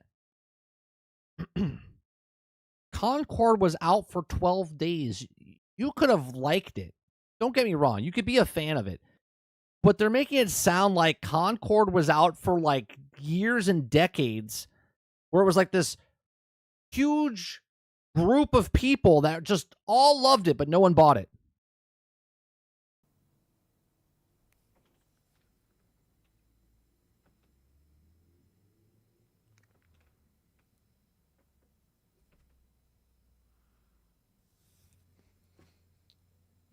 You can't be mean to them. They're an endangered species. Okay? They're an endangered species. Like, I don't get it. They can't be hunted. You have to be nice. If they go extinct, then we'll run out of content. Anything they say is completely true. Rivals yet? I'm curious what impressions the fans of Concord have about Marvel Rivals. Yeah. I'm considering giving it a try. I can imagine them playing it. They're playing Rivals, and they're like,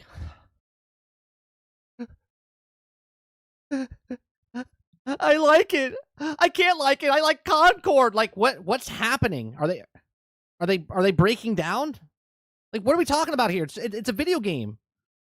You could like Concord and also like Marvel Rivals.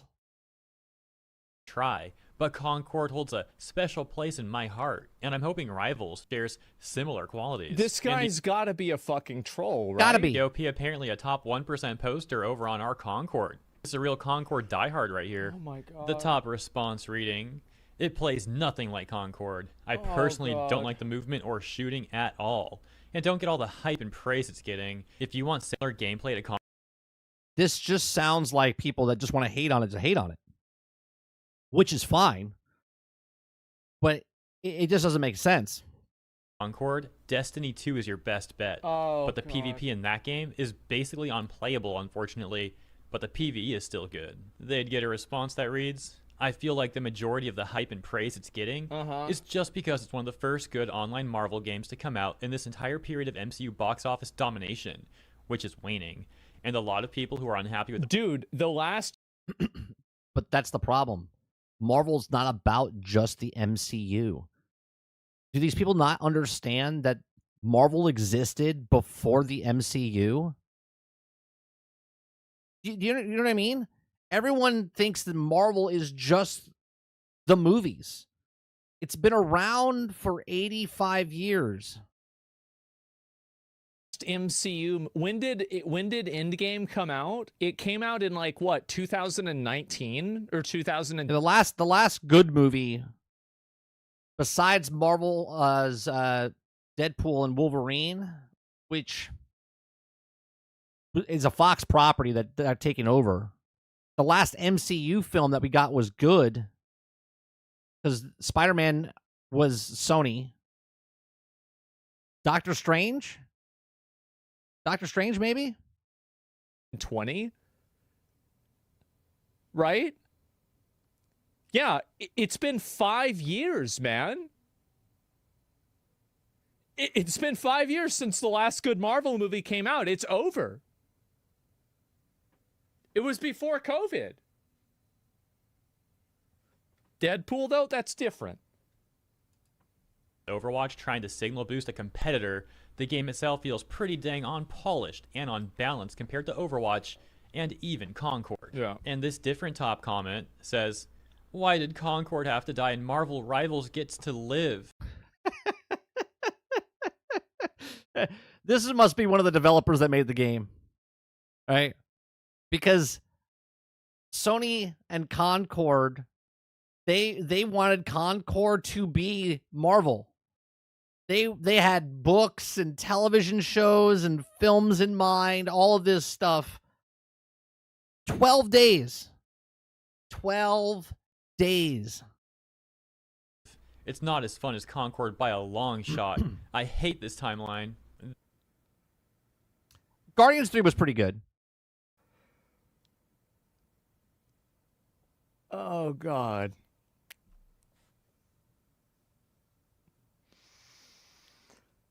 Oh, no. How does this have... They'd get a response that says, "Well, charging $40 when literally every hero shooter is free was a very big misstep." So I mean, it was a big messed up. true. A response to them reading, Yeah. "Being free wouldn't save the game, buddy, and Marvel Rivals isn't having success because it's free." No, it's This not. whole chain of comments No, it's having success because it's comic accurate, character accurate, and it's fun with characters that people care about because it's been around for 80 plus years. then especially set off the Concord diehards, who began to go full aggro and get very defensive, which you'll see coming up. As user Pass Foundations would respond to that other user Desfert, where Desfert had essentially said that There's people that don't like things just because they're popular. Do you know what I mean? People don't like Marvel because Marvel's popular. People don't like COD because COD is popular. They're like, oh, it's like being a coffee drinker or a wine snob. You know what I mean? They're like, well, I don't drink that coffee. You know what I mean? Like, they just don't like things because they want to feel different. They want to feel like, well, I'm not like those people that like the thing. I like this thing over here. Concord being free wouldn't have saved it. Pass Foundations responding saying it's one of the main factors of its demise. And that's where we get Desfert saying, yeah, This guy's getting banned. This guy's about to get banned on the Concord subreddit. They've got to get rid of this guy. I like to say it's a free to play. Now to tell the difference of how much longer it would have lasted. Game even free beta hit 2K. Keep drop players already on that time. Did basically present the same issues from the beta that it did die a few weeks later. Yeah. Guy right now. Like, it's not even like, what are we talking about here? They got to take him out to the back of the barn and shoot him. Like, this is bad. Are there even any mods now, in tell there? me the difference. How much longer would it last? They're the ones that mod all the big Reddits. When the game had It's a the free same beta, ones. it only hit 2K and kept dropping players. Basically Yeah. kept the same issues from the beta, and then it died only a few weeks later. It doesn't make a single difference to paint Man. a ship with other colors if you don't This fix the dude's in holes. my It'll chat. still Yeah. sink. Like, look, if you like Concord, you like Concord. I like Marvel's Avengers, right?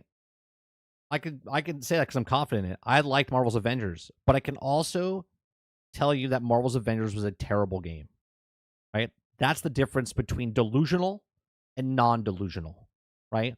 I liked it. I enjoyed it. It was one of my favorite games for a few years because I'm a Marvel fan. I liked the characters. I didn't like the character models. I wish the models were better, but I had fun playing the game. But I would never defend the game to be like, oh, yeah, no, it was totally good. It's perfect in every single way, right? These people are delusional. These people are protecting a game, okay?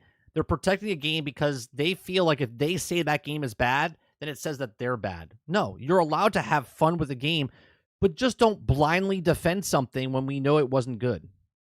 Desfert then going on to list a number of reasons why they believe Marvel Rivals is successful, and concluding by saying, seriously people, stop thinking free-to-play is the answer for everything. It just shows how clueless you guys are. No. Yeah, some of them might be clueless, but I think a lot of them are also in complete denial. During the whole Concord saga, the whole Concord arc, we saw so many of these defenders ignoring, for example, the whole like DI stuff that Concord had. And it wasn't even that they didn't recognize it was there. It's like they wouldn't admit that it was there. They would just do everything they possibly could to dodge how DI negatively Yeah.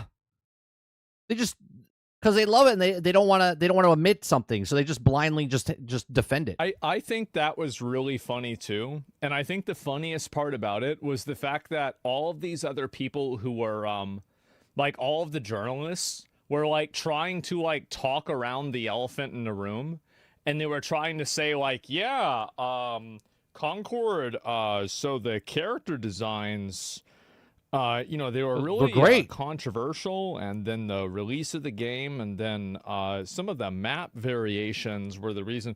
Like they're like constantly trying to like not say the real reason. They're dog shit why looking. Everybody fucking hated it. You know, the fattest elephant there was. Yeah, bro, that was a whale. impacted Concord because, hey, they got to do everything they can to defend that corporate policy. Yeah. Very pathetic. Then we get this hilarious cope that says Concord failed not because of its design, gameplay, price, or quality as a game, but because it became a target in a culture war. From the moment it was announced, discussions about the game were dominated by negativity. Critics labeled it as dead on arrival, woke, or trash before there was even a beta or gameplay footage. This person is partially right. The first impression of Concord was so negative that it shaded First impressions of everything. Make a game, sell a game. the entire perception of the game into the future. Yeah, no, they're definitely right, because once people make up their mind on something like this, they don't want to change it. So, but that's not our fault? Well, it is. Well, right. It's our fault, but it's not our fault. It's their fault for putting out the product. And they didn't do their best foot forward. Right? And because now it's negative, now it's our fault.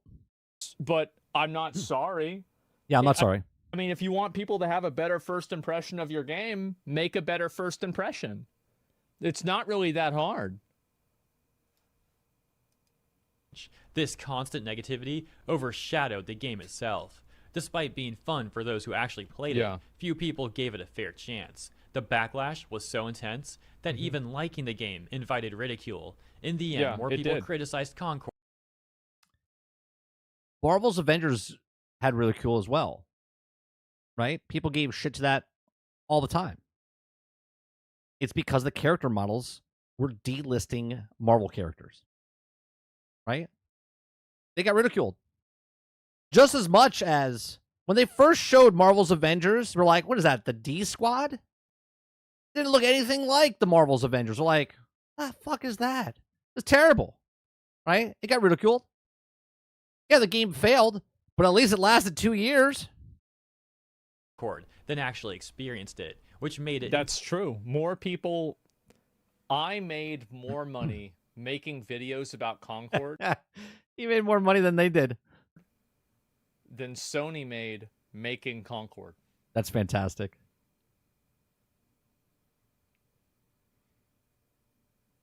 That's crazy. I bet he made more money.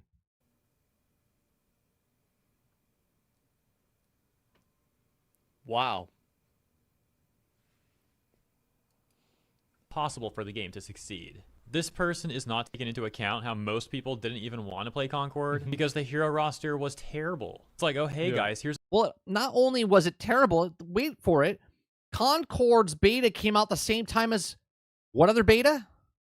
What other beta came out the exact same time? Oh, I don't know. Maybe it's on the screen right now. Okay?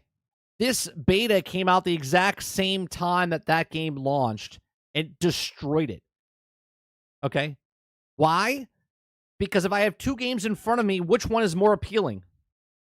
There's a bunch of losers you can play as. Yeah, gee, I wonder why that didn't work out.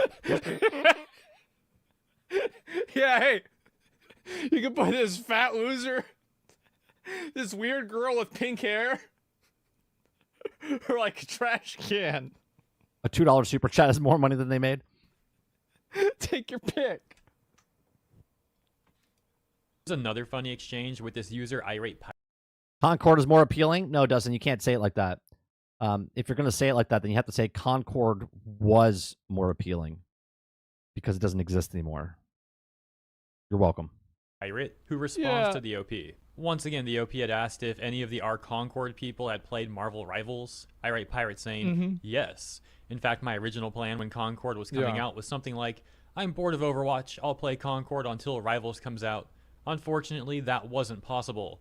It's pretty fun. It's not That's funny. Not on Concord's level in my opinion, but it's fun. User Icy Ruins responding saying, Concord's level was so high that the game shut down immediately. A different user, Lum Lum Sauce, then chiming in saying, y'all are still here. Figured you people would have stopped hanging around hating a few months after the game shut down. But I guess life moves slow when you have... There's still people there's still a form for a game that doesn't exist anymore. Nothing worthwhile in it. And it wasn't like a game was out for 10 years and then it doesn't exist and there's still people that want to play it. It was here for less than 2 weeks. And Icy Ruins responds saying that this post was recommended on their homepage. I also find it funny that Lum Lum Sauce is talking about people still being here on the Concord sub. It's like he's the one who's the loser when you're defending a game that's dead. Oh my god. It's just so... It's so fucking funny. Subreddit, when that can also be applied to the Concord defenders. The game lasted all of 2 weeks and has been dead for months. And then It didn't last 2 weeks. Then hopping over to the Marvel Rivals subreddit, we've got this post that says, talk about bad takes. This and is then the one posting an image from Oh. Outlet the Gamer and an article that they made Oh, titled no. Marvel Oh, Rivals has too many God. heroes for We its just own went good. This is so retarded. This is so retarded. We read that. Marvel Rivals has too many heroes for its own good. Like, what are we talking about? That is the dumbest title in the history of titles. You're probably familiar with the Gamer. Many channels, including mine, have talked about takes from that outlet, as they're the same type They of need to shut down every video game journalism outlet. They need to just turn them off. They just need to, like, what they need to do, so this is what needs to happen. Elon needs to convince Trump that we need a video game czar, and I want to be the video game czar. That would be pretty funny. And what I can do is every single time that a studio is making a bad game, we can have Homeland Security come in and arrest them for terrorism. That's funny. Just fucking send them to Guantanamo Bay. No, we don't need to hear about a story from these groups of people that nobody hears about before. There's a reason why nobody wants to hear about it. Nope. We're done. Crimes against humanity. Yes, exactly. Try them for a violation of, like, what's the cruel and unusual punishment amendment? Yeah, try them for that. Waterboard them until the game is good. Oh god. journalists who often try and call gamers problematic, and they're constantly getting offended at things. They were also being laughed at a few weeks ago during the Veilguard arc, as they made a number of articles attempting to defend Dragon Age the Veilguard, only to then later make one where they kinda walked that back a little bit after they saw the public opinion on the game was negative, and nothing these journalists could do would change that opinion. As many gaming journalist outlets, for example also IGN, did attempt to defend Veilguard and influence the public in a way that they completely failed at. I do think that most of what they tried to do is influencing perspective rather than delivering, like, an objective opinion on things. They're not trying to be objective. They're not trying to look at things fairly. No. Like, I think that I was objectively fair with Veilguard. I think the game is a 6. I do. I don't think it's a 3. It's not a 2. It's not a 4. The game came out and it wasn't broke or buggy or unfinished. Veilguard was a finished game. No one had any complaints about the actual game mechanics or anything like that. Or maybe it's a 5. It's a 6. I've always been fair. I've never not been. It's hardly a 4. I think well for And again, this is the thing, right? Is like, you guys know the interests that I have and the games that I have. That's where it is for me based off of my interest set. Now, the corpo journos over at The Gamer are attempting to insult rivals. Yep. But see, the way I do it, Water, is if I'm not interested in a game, I don't buy it. Right? That's it. I think most people do it that way. I think most people, like, you have 10 hours. You were interested in the game, but you paid 10 hours of it, right? I didn't have any interest, so I'm not going to buy a game. It doesn't matter how good the game is or how bad the game is. If it doesn't appeal to me, I don't buy it. And that's what the first impressions are. If the first impression or the game style of it, I'm just like, it's not for me. And prop up Overwatch, saying that Rivals should have taken more time with its roster, and making a very weird argument that Rivals has released too many heroes already, saying that people don't care about playing them well or trying to learn what their abilities are, which is obviously a really weird thing to say. Like, obviously people want to play their heroes well. They then double down on the argument that Rivals has too many heroes. Bronze rank confessionals. Wow, what a surprise. There's a new game. Like, see, I was interested in Outlaws, right? I knew Outlaws was really going to be complete, but I paid the $18 to play it because it interested me, right? So I was interested in it. It just came out that people are trying and they don't know how to play the characters. Holy shit.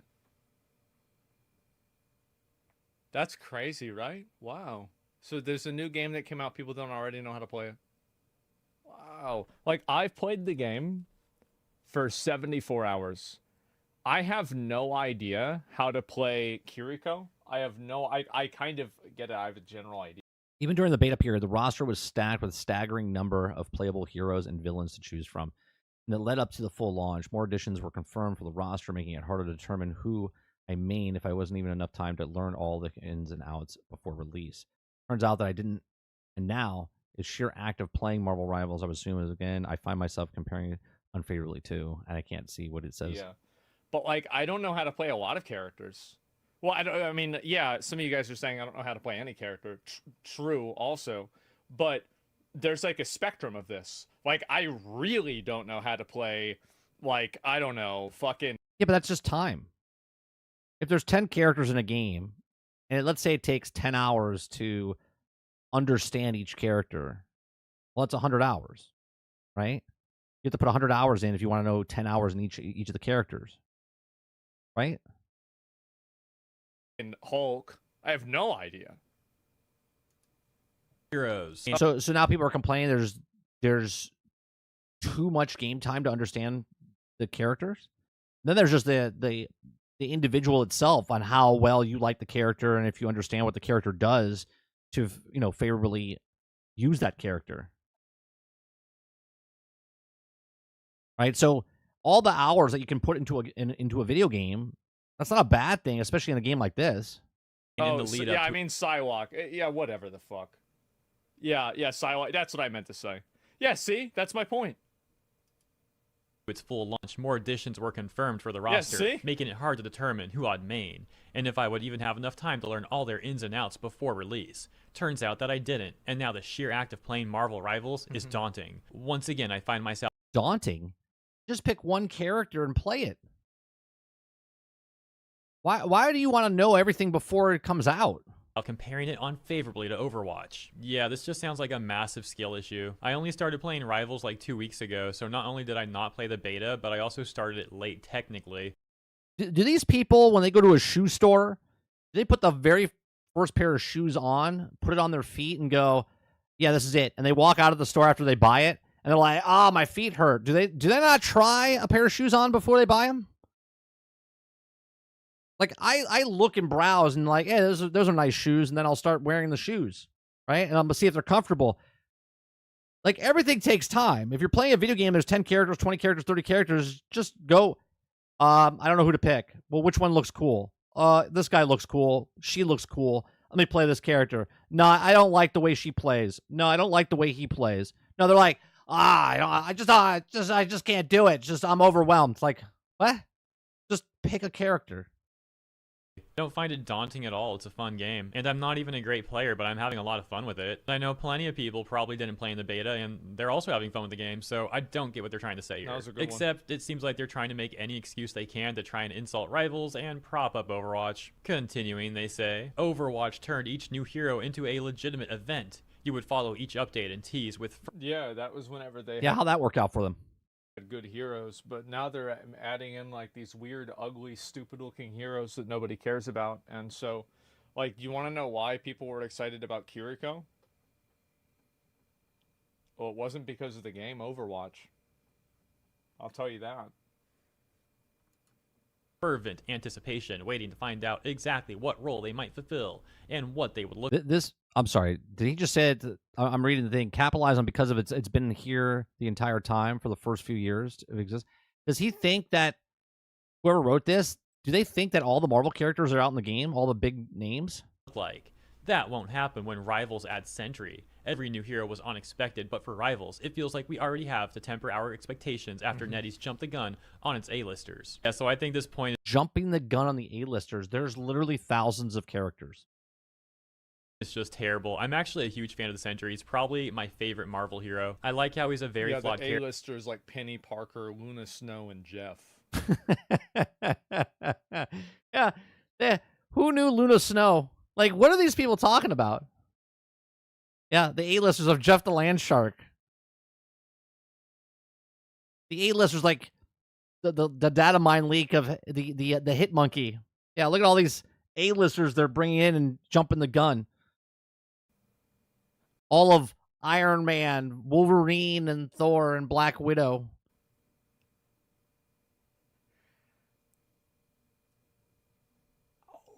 Tell me you know nothing about Marvel without telling me you know nothing about Marvel. I also like the whole Void thing. And then when he merges with the Void, I think that's one of the sickest character designs in all of comics. Regardless, the point they're trying to make here is that Rivals has already used the A-listers in comics, so the next heroes they release aren't going to be very interesting or compelling, essentially, which is beyond absurd. There's still so many It's super absurd. A-list heroes that Rivals hasn't added. Comes off like they just don't know what they're talking about. Like, here's some, not including the upcoming heroes in Season 1 and not including villains. But we got, like, Cyclops, Kitty Pryde, Rogue, X-23, Blade, Jubilee, Miss Marvel, Captain Marvel, Iron Lad, and Professor X. And they end by No, those are all like, those are not good characters you all named off. Everyone's already in. Jeff the Land Shark, Luna Snow, they're all in.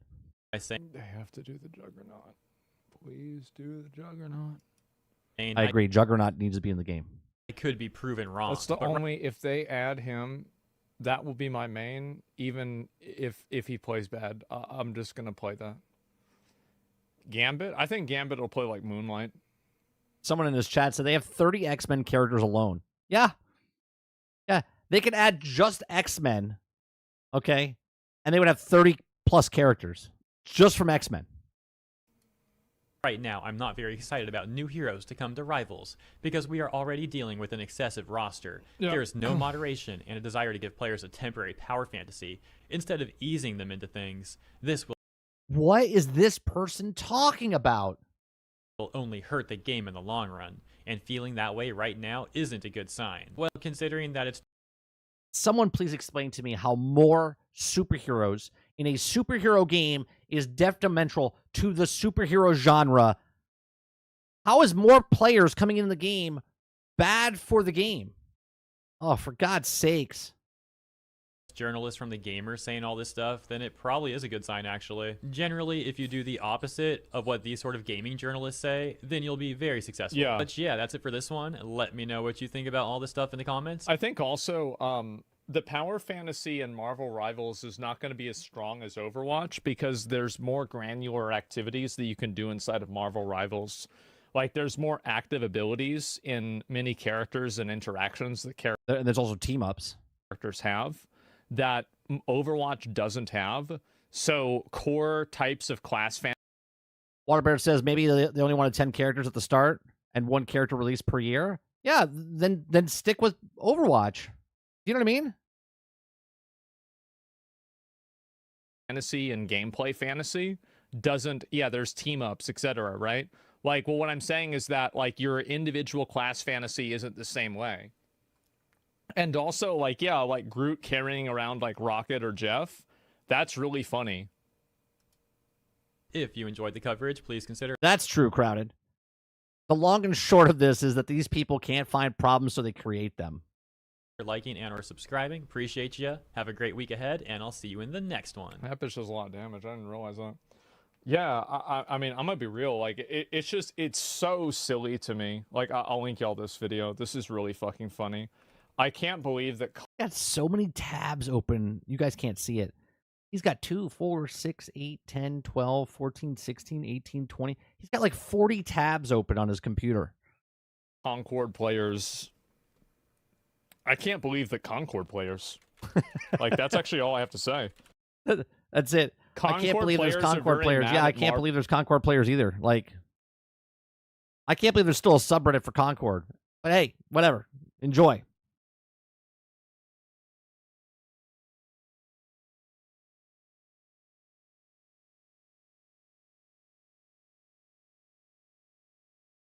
Eclipse says, I mean, there's so many characters that they haven't even ever heard of yet that the people know. Right.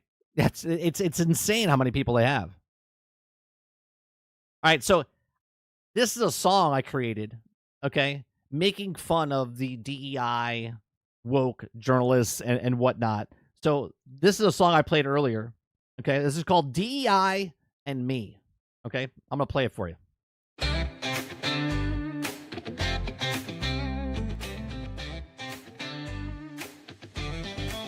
I got my keyboard, my coffee's strong.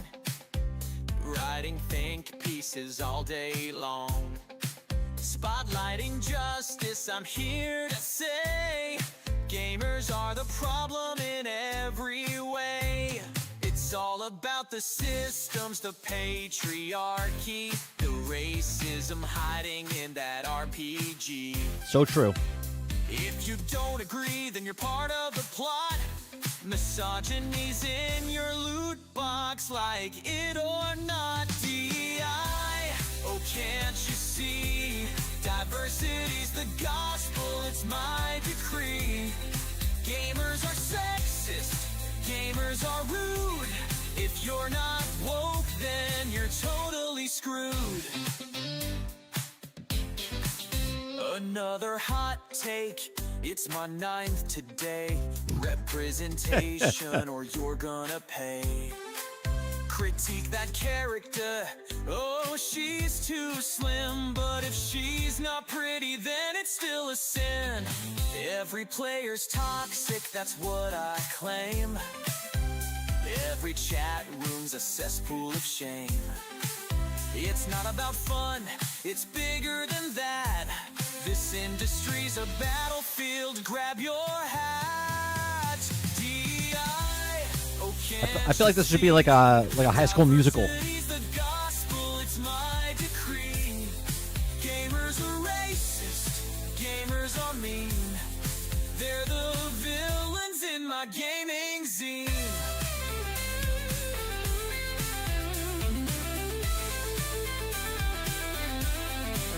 Let's cancel that streamer for saying a joke. It's all about feelings, don't you provoke.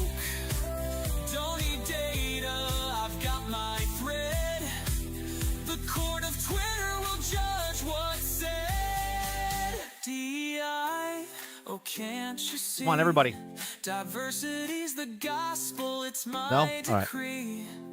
Gamers are monsters, gamers are brutes. Ignoring my articles, that's absolute. So here's my call to the industry. Listen to journalists, not your community. DEI's the future, gamers take note. If you push back, you're the problem, quote unquote.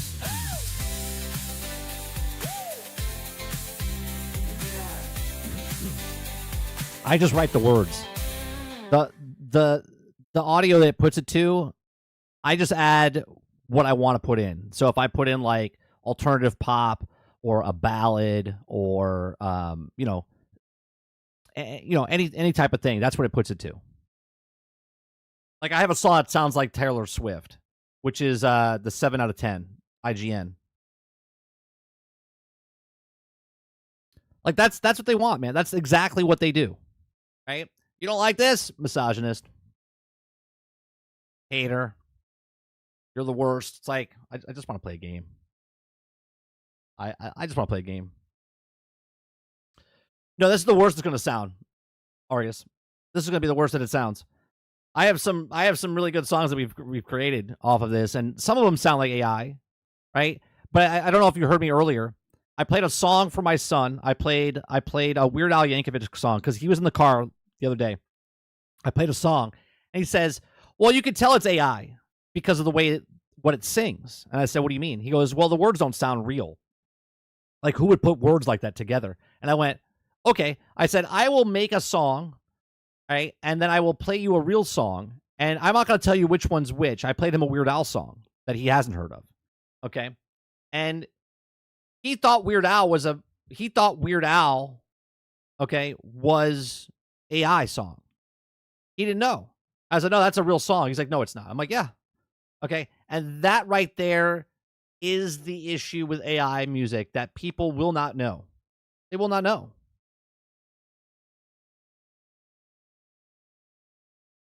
I'm thinking about this, Akuta Papa. I don't know how I could do this. I would have to look into a little bit of the rules and stuff. I mean, I am writing the lyrics. I am writing the stuff in the program, and then the program is making the songs for me, right?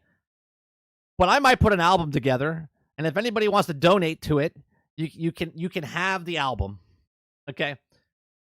Because I already have a full 15 songs, easy. Okay, and I'm trying to come up with other ones just to think. I have like a microtransaction one. I have Ubisoft. I have Game Pass. I have Console Wars. I have the what's it called? Battlefield.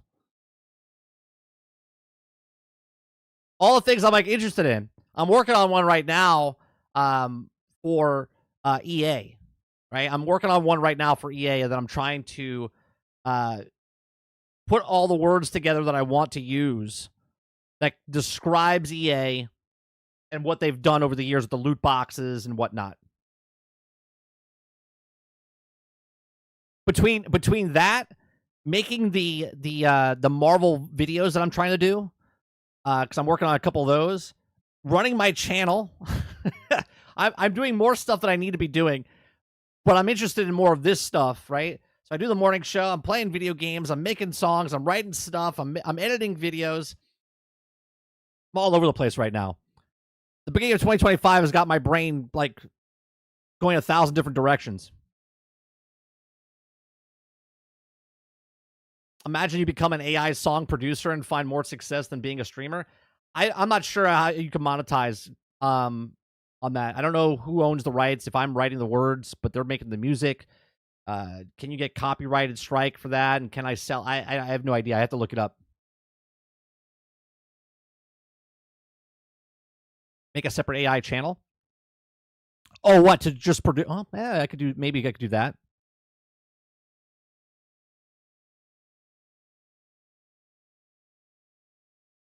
Yeah, well 30 and still DJ.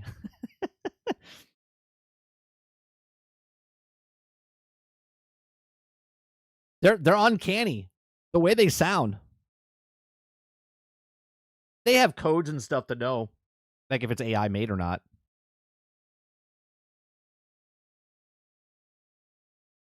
That's not a bad idea, Jones. That's not a bad idea. Take all of these songs and put them on a separate channel. That's not bad, but then you have to make. You got to get it monetized. You got to get it monetized first, and then I could get the ad revenue from it. That's not a bad idea. But can it make new music? What do you mean new music? Jones, what's on the radio right now? Most of the songs that play are beats and stuff taken from old music and done with new lyrics, right? That's what it is.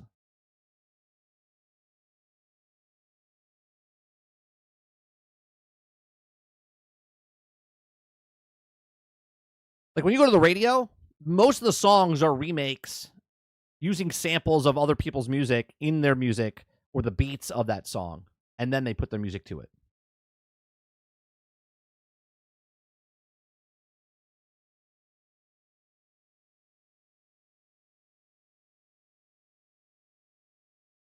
One website I was using specifically says I can do whatever I want with what I produce. I could legally monetize those 2 songs. What song? Which one is that? Okuda Papa. Is that Suno?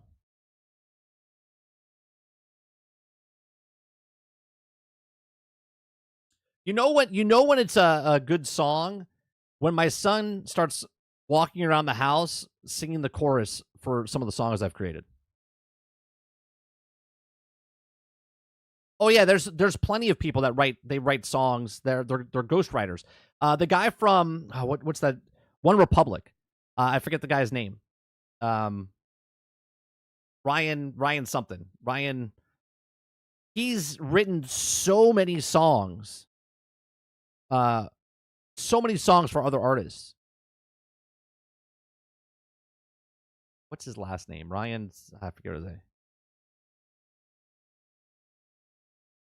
Y'all heard about the OpenAI whistleblower self-deleting? No, what is that?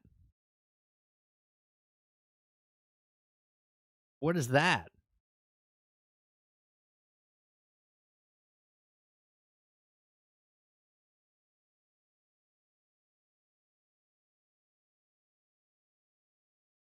If you can hum it, it will live forever. Yeah, there's some of them are. Oh, this is the thing I wanted to show you. Let me see if I can find the. There was a product at CES. Where is it? That's not it.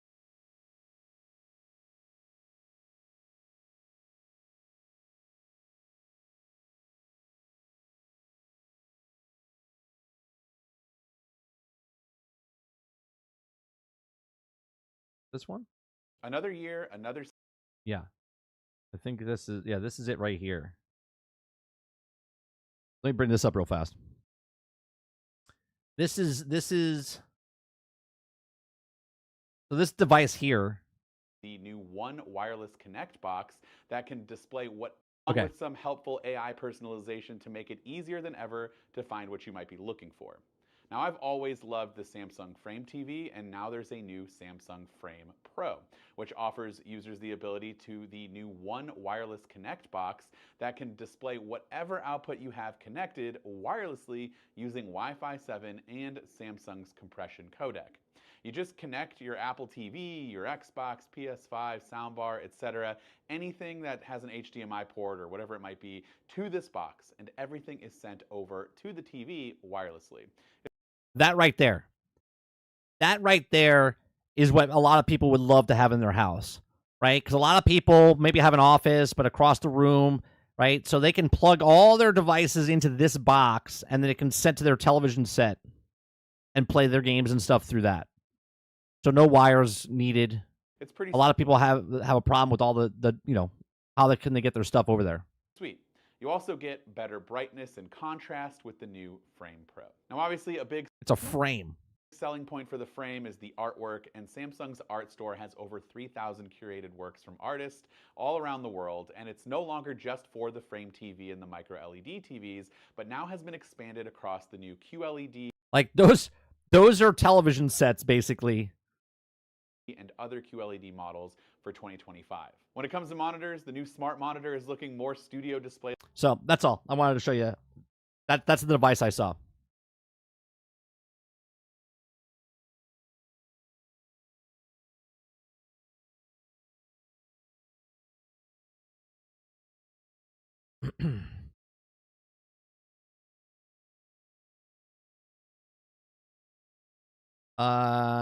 He was a whistleblowing on how they trained the AI, I believed. Ah, okay.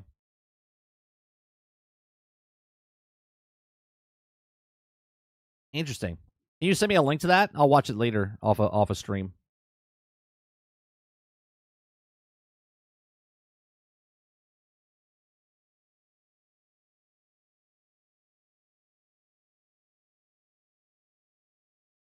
Yeah, with Suno, one of the programs I'm using, you can write the lyrics, and let's say you like the lyrics but you don't like the sound. You can also take the sound and you can reuse the sound, but then put different lyrics to it. So that way, if you want to change your words and whatnot, you can change the words. So if you don't like certain words, with the music that it's saying, you can keep the same words and then change the music. You can do a bunch of different stuff.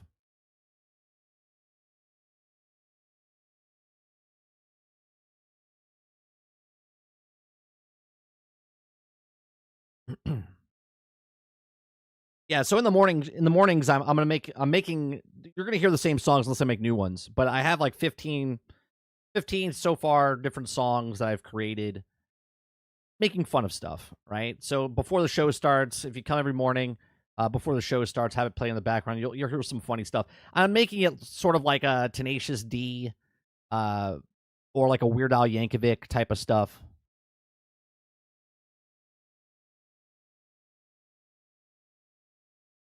Argus says, maybe I'm a bad person, but I care more about these AI getting trained on the best stuff as quickly as possible than people getting paid at all for using the stuff across the Google to learn to make it that makes it its own stuff. Yeah, it's going to be a very interesting future that we have, right? Because just think about this, right? How many video games are being created right now per year? It was like 18 to 19,000 video games were made, right? Well, it's becoming easier to make video games for whatever sizes. Okay, you're using Songer. Okay, so if I'm making songs now, like right now, how long does it take artists to make songs, and how many songs come on the radio or get to make their own music? Probably thousands and thousands, tens of thousands. Okay, now if everybody in the world can just type stuff and make their own music, right? Then everyone's an artist. Everyone that has a phone can be a photographer. Everybody that has a phone can be a videographer. Everybody on the phone, right, can be an expert at anything because all the information's at your fingertips, right? But now with AI and the way that people use the AI, right, if everybody's a songwriter, then nobody's a songwriter, right? I can literally make songs on my day, right?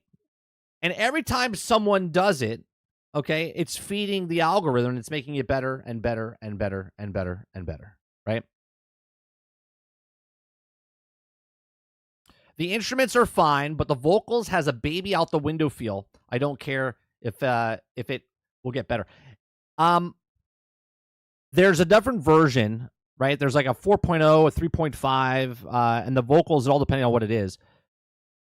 There's songs that you can't tell that if it's a real person or not. I'm telling you, Cosby, it's getting to the point where it's uncanny, right? And again, this is going to be the worst that it is today, because it's going to get better tomorrow. If a million people today make a million more songs, that's a million more points of data that it can get better doing. Right? I can literally make my own custom album on what happened over New Year's or Christmas, right? I can make anything I want personalized to me, right? Like Akuda Papa sent me a song about him with his flying. It sounded awesome, right? And that was close to him because he wrote it, right? But it sounded like a great song. If someone was singing that on the radio, I wouldn't know any different. If I didn't know it was made by AI, I wouldn't know it was made by AI.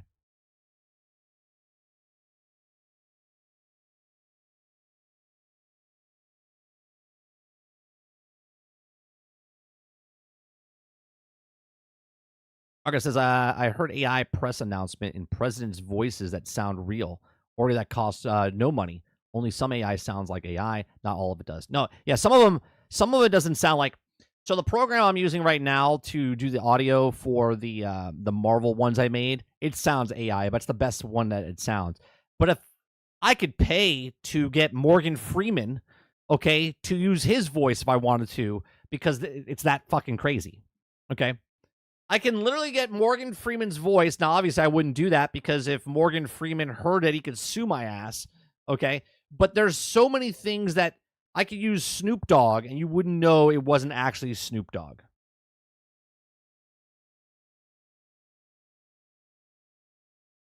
right? But that's what I'm saying.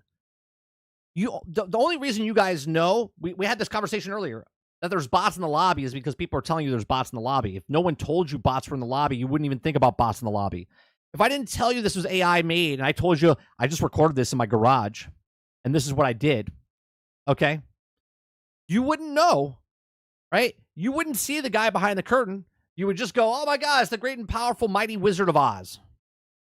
But because you know it's AI, you shrug it off and go, oh yeah, it's AI. It doesn't sound good. But if you didn't know, okay, if I was talented enough to actually make a song, okay, I can make a song with my voice by singing it, and I can also make a song with my voice without me singing it by just putting my voice in AI. And you wouldn't be able to tell.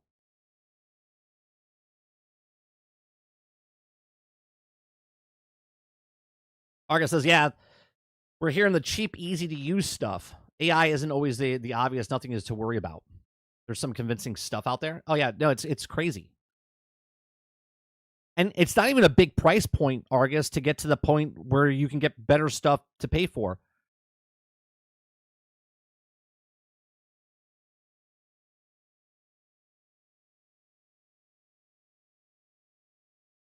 Rocksteady 32-person QA team got cut by 50%. Well, does that mean they're almost done with the game then, right? I would assume. That's what I get.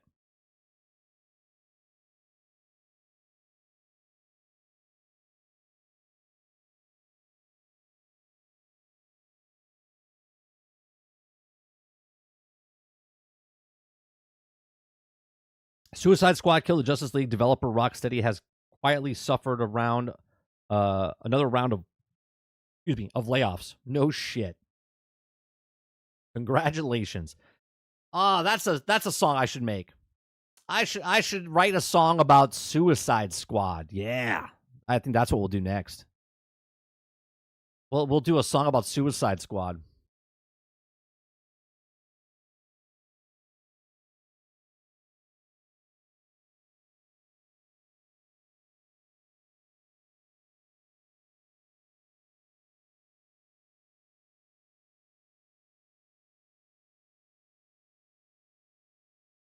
Dustin says, I can't say too much, but the black projects they using robots that acts like humans couldn't tell it's AI.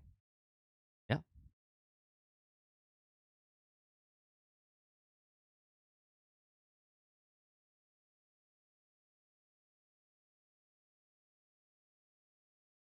AI is corrupting 30. That's how Terminator started. Yeah, that's exactly how it started. But don't worry, because there is a company named that as well.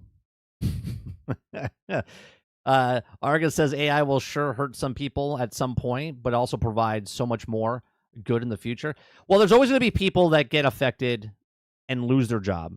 But then there's going to also be brand new people that either adapt to a new space or people getting new jobs because they know the technology or becoming better. So if you give people, a whole bunch of people, AI tech in front of them, there's going to be people that don't know what the fuck they're doing. There's going to be people making subpar content, and there's going to be people that learn it so well that they would be the best to the ability to know what it is. You know what I'm saying? And they would be the best at it. And that's what happens. It's happening in the art industry right now. Okay? There's people using the art programs of AI to make art. But then there's also people using art that are artists to help them make art and then make it better because they have the tools and they know what they're doing. So it's not like a replacement. It can be. It opens up positions for other people. Like people that couldn't afford a DSLR, right? Back in the day for cameras, okay? They couldn't afford the money to get a $2,000, $4,000 camera or whatnot, okay? So they couldn't do it. But now they got a cell phone in their pocket. And all of a sudden that cell phone can use to take pictures, or they can take video of it now. And then now all of a sudden a program that used to cost thousands of dollars to edit, well, that's on your phone. You can use iMovie or whatever programs out there for free, right? And you can start just editing stuff, and then you can start making stuff, right? So 100% that took jobs away from people, but at the same time, it opened up to a brand new audience of people that now didn't have to go to college for 4 years and save up thousands and thousands and thousands of dollars to get the body of a camera, let alone the lens. Now people can just make content from the thing that's in their pocket already. Sure, it costs $1,000 or whatnot, but they're getting it at a cheaper rate because of plans and monthly situation, right? So it opened up to a whole brand new audience. Argus says, I think the best use is the supplement other work, not to completely replace all the work to make something and think that it's all be boon to society and use the case. Well, here's the thing. A lot of people, though, I'm trying to think of let's say, we'll take the AI music, okay? If I was a producer of music, it would take me days and hours and weeks to take the music after recording and mix it together. But now if I'm a producer and I can give you beats and you can just sing along with it and then I put that on top of that, it diminished my workload. But should you get as much money as you did before for all the work that you did, but now you're not doing? Do you still get paid that much money? Or because you're doing less, you're getting less? That would be the question, okay? Because now I'm not doing as much as before. I'm still doing the same job, but do I get paid the same amount? Or do I get paid less because now it's easier?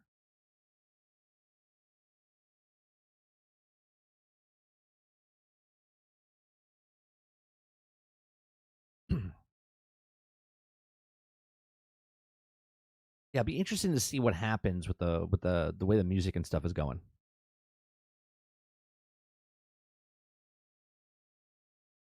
All right. I am done for the evening. We'll be back tonight, 8 p.m. Eastern, for some Marvel Rivals gameplay tonight. So if you guys want to come on by and jump into a match, come on by. We'll play tonight. Krebsy says you might be doing less, but less comes from being proficient with the AI. Well, that doesn't mean you're proficient. You can pretend you're proficient, because if less people know how to use the program and don't know about it, and you're doing it, then you can make it look like you're doing more work, but they don't know you're actually using AI. See what I'm saying? Altered says getting paid less, people are barely surviving.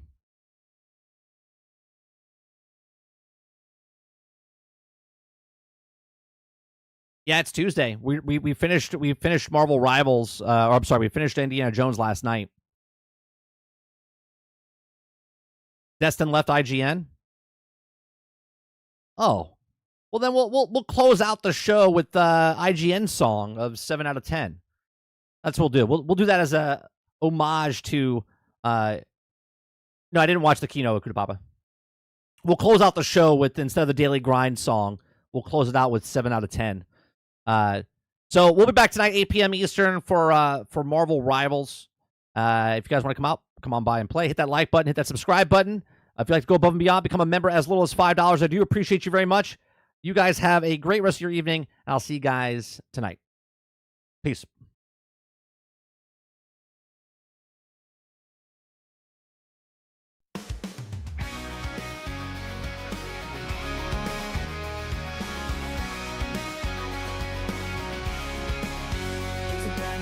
Just hit the scene, all the gamers hyped is the next big thing. AAA title or a quirky indie gem, what's the verdict? Oh, here we go again. Graphics are stunning with the stories a sin. Gameplay solid, but it's just not fresh within. No matter how it shines or where it might land, IGN's got a score that we all understand. Graphics are stunning, but the story's a sin. Gameplay solid, but it's just not fresh within. No matter how it shines or where it might land, IGN's got a score that we all understand. 7 out of 10 is the favorite groove. No matter the game, that's our go-to move. Is it good? Is it bad? We'll never really know. 7 out of 10 is the same old show. A sequel drops, it's polished and refined. Fans say it's great, but they won't change their mind. Too much water, they cry, or lacks innovation. 7's their home base, their default station. Best game ever, or just okay. Doesn't really matter, they'll grade it the same way. From space epics to farming sims, that 7's lurking, ready to begin. 7 out of 10 is the favorite groove. No matter the game, that's a go-to move. Is it good? Is it bad? We'll never really know. 7 out of 10, it's the same old show. What if it's a masterpiece? What if it's a flop? 7's like your GPU. ideas, they just won't stop. We laugh, we joke, but deep down we wait for our IG and surprises or 7 our fate. Or 7 our fate.